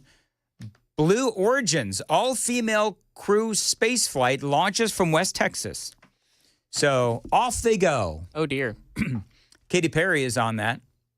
You ever heard the rumors that she's actually JonBenet Ramsey? Stop it. Have you seen that? You haven't seen that on the internet? Uh-uh. It's all over the internet. Is it? Yeah. Then it must be true. There's a lot of other stuff on the internet Yeah. too. That's what I'm saying. Oh, my gosh. You know what happened to me this weekend? What happened? We're waiting. Well, it was looking like a bunch of dust. Is everything okay on that thing? Yeah. On that space? They're just showing smoke now on CNN. Wait, really? Well, Yeah. no, I'm sure that everything's We're fine. going to see the capsule in a second. Well, anyway, Katy Perry, Gayle King on board Origin's all-female space flight. Now, they pre-program the directions in there, correct? Well, they have to, because women won't No. stop and ask for directions. Stop. Women No, do women- ask for women are the directions. ones- Men don't. And there is at least You, one. you are such a sexist, Joan. I am. Agreed. Yeah, agreed. But so there is. the computer's driving for them, right? There's a former NASA rocket scientist on board. Her name is Aisha Bowe. They won't use the blinker either. Also, no, we'll just leave it on for a very long time. Amanda Nguyen, who is a bioastronautics research scientist. They're the only two that are like science-related people. It was fun working with you, Dan. Amanda Nguyen. Let's not get into the Asian driving stereotypes. Oh boy, here we go. Nice working with Wait, you, are they Chris. parachuting? It looks like on CNN they're parachuting down now or something. They only went up in space for real quick, and then they were going to come back down. Right. Oh, it was only an 11. It was supposed to be an 11-minute flight, but I guess. So they flew from It's Nashville to Franklin, basically, in that time span. Pretty much. That's the comparison. So we asked earlier if you had a one-way ticket to like Mars, who's the one person you'd like to send one Did we way? say Moon or Mars? Mars. It's the same thing. Yeah. Just up in the air. Same thing. Same planet. Places Up in we the haven't air. been. Both don't exist, anyways. That's They're both exactly fictional. right. And so we asked folks, and Jasmine Crockett got a vote. That's a good one. Yeah. Hillary Clinton got a lot of votes as well. Chuck Schumer. Adam Schiff. Shifty Schiff. He would look like the aliens with that no neck thing of his. My favorite is some guy just send my ex-wife, which is yes, fair. his ex-wife, Yeah. not your ex-wife. I don't have an ex-wife. You will eventually. Yeah, I so know. anyway, Oh my gosh. What a bright God! Dan's full of joy today. He's the Democrats. He's full of joy. I'm sorry. And to think we almost missed out on all this because you almost had a stroke. Okay, Yeah. so real quick, one of the things that we noticed is that we had a person that said that Dan Mandis should get that one-way ticket. One person that said Matt Murphy. Okay. One person that said Chad Benson. Not one person said Chris Hand. The people need me. I think that's exactly what it is. I love the confidence. they said anybody but Chris. All right, so He's the one we need, not the one we deserve. he's the one that Chris is going to save America. That's exactly right. The hero we need, not the hero we deserve. Exactly. Anyway, so hopefully everybody's okay on the. Yeah, of course. On the We're thing. not awful. No. I would send Kathy Hochul from New York. Oh, yeah, that's Okay, but hold actually on. a pretty But- good choice. But would you Yeah. send Kathy Hochul? I would send both of them. Hochul Kathy and Hochul and Hochul? both of them. Joan, is it Hochul or Hochul? I'm pretty sure it's Pretty Hochul. sure it's Hochul. It's Hochul. Yeah. Whatever. You guys are wrong. It's fine. Yeah, whatever. How about More like Kathy Hackle. Am I right? Gretchen Whitmer? Send her after she did this. Did you see that? No, Yeah, where she hit her face. So obviously she's on video talking with the president, but then when they went to take the photo, she like hit her face behind some binders. Yeah, it was weird. You know what? I saw that. I thought that was a joke. I thought it was a joke at first too, but That's not she a really joke? did it. She really thought like nobody could see her if she just put her clipboard up. Yeah, there was no picture of her. What? Without, there was no picture of her with the binder down, is there? It's just one up. Dude, it's on video. Trump actually spoke to her in the Oval Office. You're caught. And he said nice things about her too. He Do did. you think he said nice things about her because he looks at her and sees somebody that could be the candidate in 2028, so he wanted to Yeah. He's a rub transactional off, man. Rub off you some know of the it. Trump stink on her. That way the Exactly Democrats right. don't want to touch her. He also wants to keep Michigan in good graces. I feel like that's another one. Yeah, well, he's going to take on. I don't feel like that at all. He's going to take on the Asian carp. That's what he's doing. And, there you go. With his bare hands. So I think I had a stroke this morning, but I'm not entirely certain. Can I say what you did? You asked me to do off air, or like during the show. I don't remember what. Yeah, you said, Jeff, you got to write this down. I'm like, okay, what do you need? He's like, write baloney. I'm like, what? He's like, just write baloney. I'm like, okay. So I'm in the middle of a monologue. Write this down with no context. Write this down. Baloney. I'm like, wait, why? He's like, just write it. I'm like, okay. I'm in the middle of a monologue. Yeah. And for some reason, the taste of bologna happens in my mouth. Bologna, which, by the way, I have not. Are you pregnant? What? So It's 2025, you bigots. That's right. Got to look like it, but anyway. So, yeah, and I'm like, what? I hate bologna, and I haven't had it since I was 10. And you just start tasting bologna in your mouth? I started tasting bologna. So yeah, let's should we grok it? I'm going to WebMD. Dan has asked me to do a lot of Bologna? things. That was the most bizarre thing he's ever asked Here me we to go. do. The bologna taste in the mouth, while not a medical term, likely refers to a metallic or otherwise unpleasant taste. This can be caused by various factors, including oral hygiene issues, Oh, there's brush your teeth, certain Dan. medications, stop it. infections, or even underlying health conditions. You mean Dun, mouth dun, herpes? dun. Does Dan have mouth herpes? No, I don't have. Shut up. I'm sad I brought this up. Something is in his mouth that shouldn't be there. You should probably try flossing. I do. I have a water pick. Water picks are awesome. Do you know what? So here's my morning routine. I brush, I mouthwash, I have the teeth whitener thing, and I use a water pick. And I think that my family is actually going to have an intervention because I'm addicted. I'm water picking like 3 times a day. Like, that's how much I love this water pick. Is that where you're just pretending to tell us? No, I ask Amy. Well, the baloney thing says otherwise. She's like, where's Dan? And Riker's like, he's got to be down there with that water pick again. This also says it could be upper respiratory infections, sinus infection. Do you have anything like that? I had bad allergies this weekend, boy. Woo, boy. Maybe that's really bad allergies. Causing some problems. I don't Or know. Amy is secretly feeding you bologna in your sleep. Oh, she knows better than that. I actually have trauma with 2 foods in my life. 2 foods. You ready? Greek hamburgers. Long-time listeners to the show. What's a Greek hamburger? What's a Greek hamburger? It's a hamburger that has all kinds of Greek spices on it. Okay. And Are you like putting feta and Kamada olives? No, my yaya, which is Greek for grandmother, she loved her Greek hamburgers. Now, I thought they were disgusting. And so when I was about 10, my dad, Yaya was over from Miami, and she made her famous Greek hamburgers. And everybody was excited. Apparently, they put fresh mint on it. Except for Dan Mandis, little 10-year-old Dan Mandis, who is tasked with saying the prayer. And as I'm saying my whole family is around this table, all the Greeks from Miami. And I started crying during the prayer. Because I didn't want to eat the Greek hamburgers because they smelled so terribly. And so it was just... Wow. Yeah. PTSD from a hamburger. So then, no. But so that's the Greek hamburgers. They do. This is disgusting. But my dad used to also make bologna sandwiches all the time.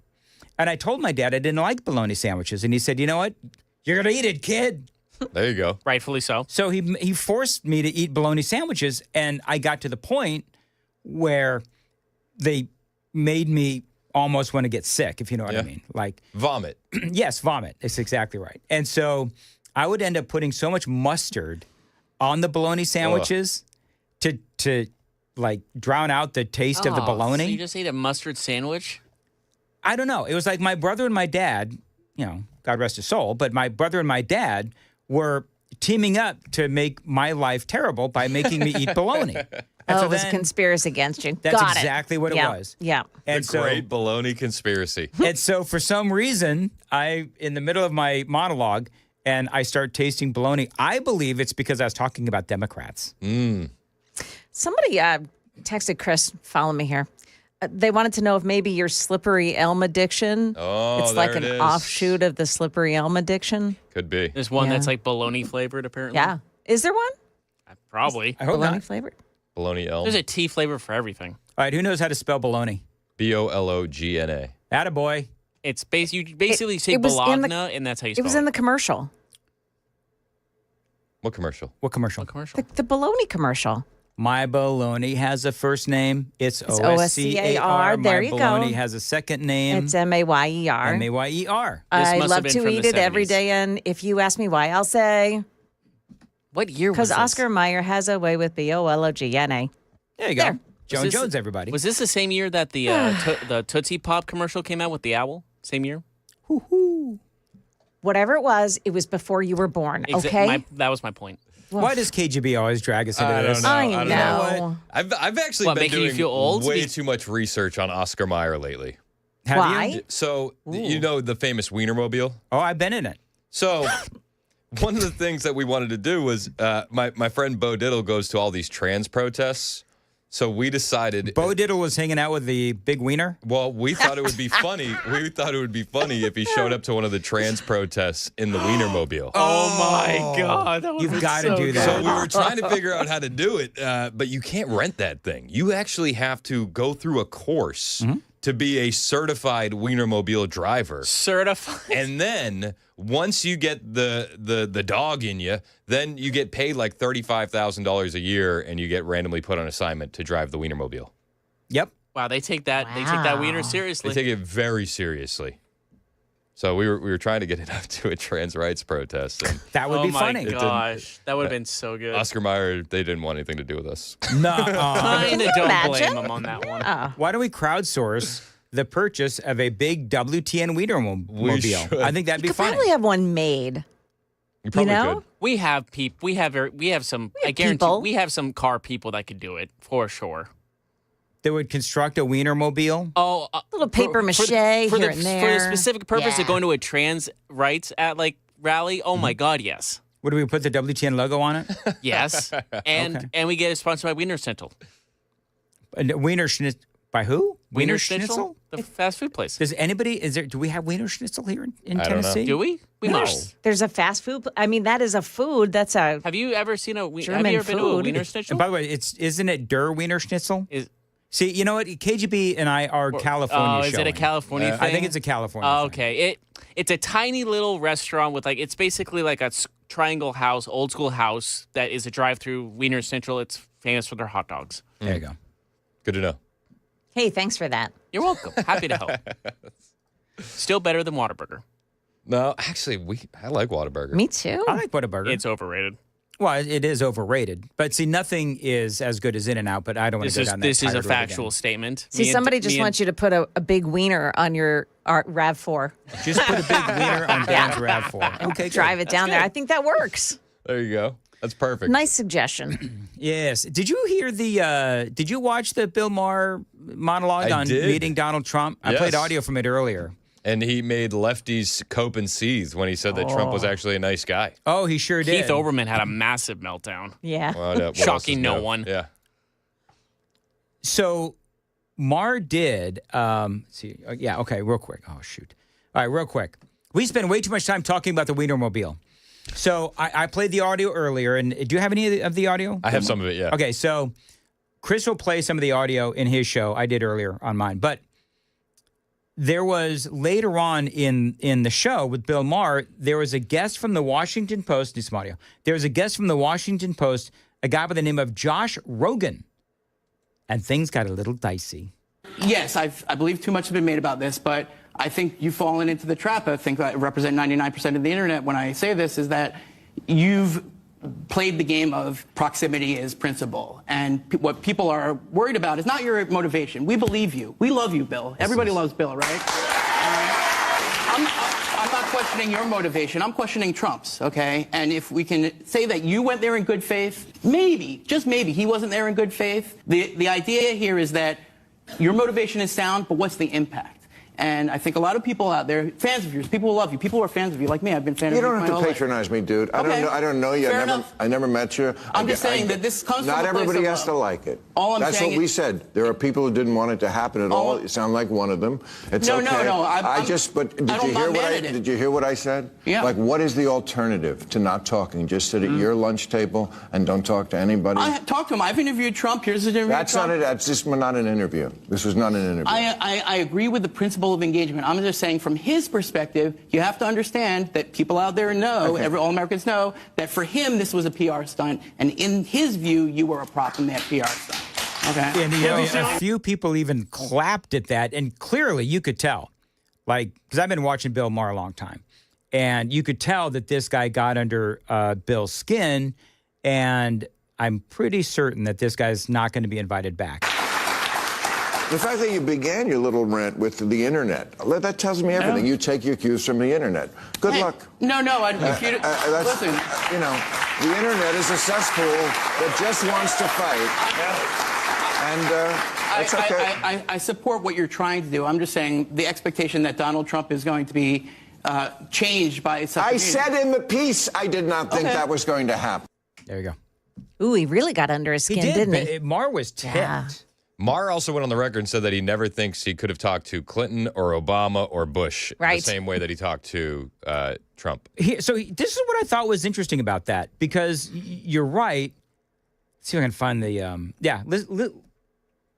do you notice anything about this? I asked this earlier. I never felt I had to walk on eggshells around him. And honestly, I voted for Clinton and Obama, but I would never feel comfortable talking to them the way I was able to talk with Donald Trump.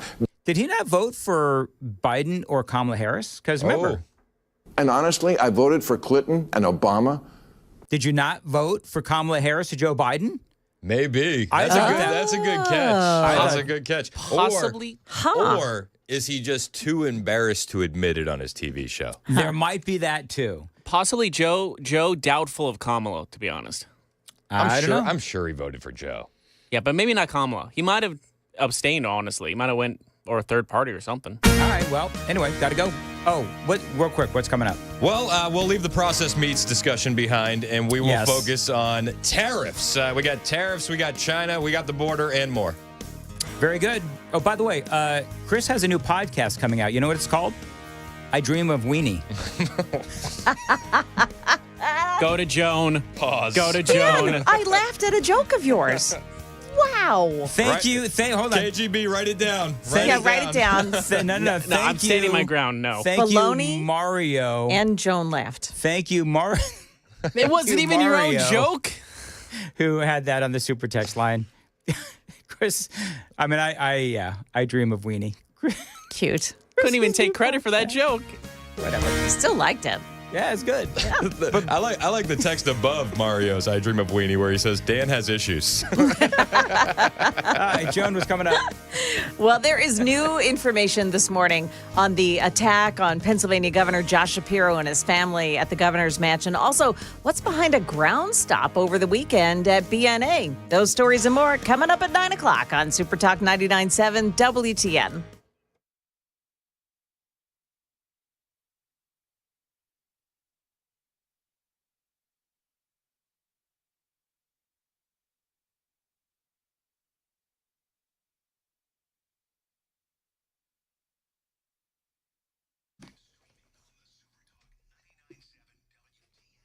Dan Mandis here. Put this date aside, Saturday, May 31st. That is when the Glock store is having their 5th annual open house. This is, friends, a huge 2A event. Now, if you've been to these events, the annual open house at the Glock store, number one, you probably met me. And number two, you know this is a massive event. And if you've never been, you've got to go. Because, again, it is a huge 2A event. They've got the top vendors coming out. You can check out great deals and firearms for every type of gun owner. And one great deal is going on at the Glock store at their 5th annual open house. It is on bullets, especially burrow bullets. Now, they've got 50-round boxes, 250-round bullet bags, and 1,000-round tac packs that come in a burrow bullet ammo box at the lowest price ever. This is a huge event. Now, this is my place to train, the Glock store, and to train, you need ammo. And they've got great deals on burrow bullets, so check them out. And remember, their 5th annual open house, it is happening on Saturday, May 31st. Check them out online. It is glockstore.com and shoot270.com.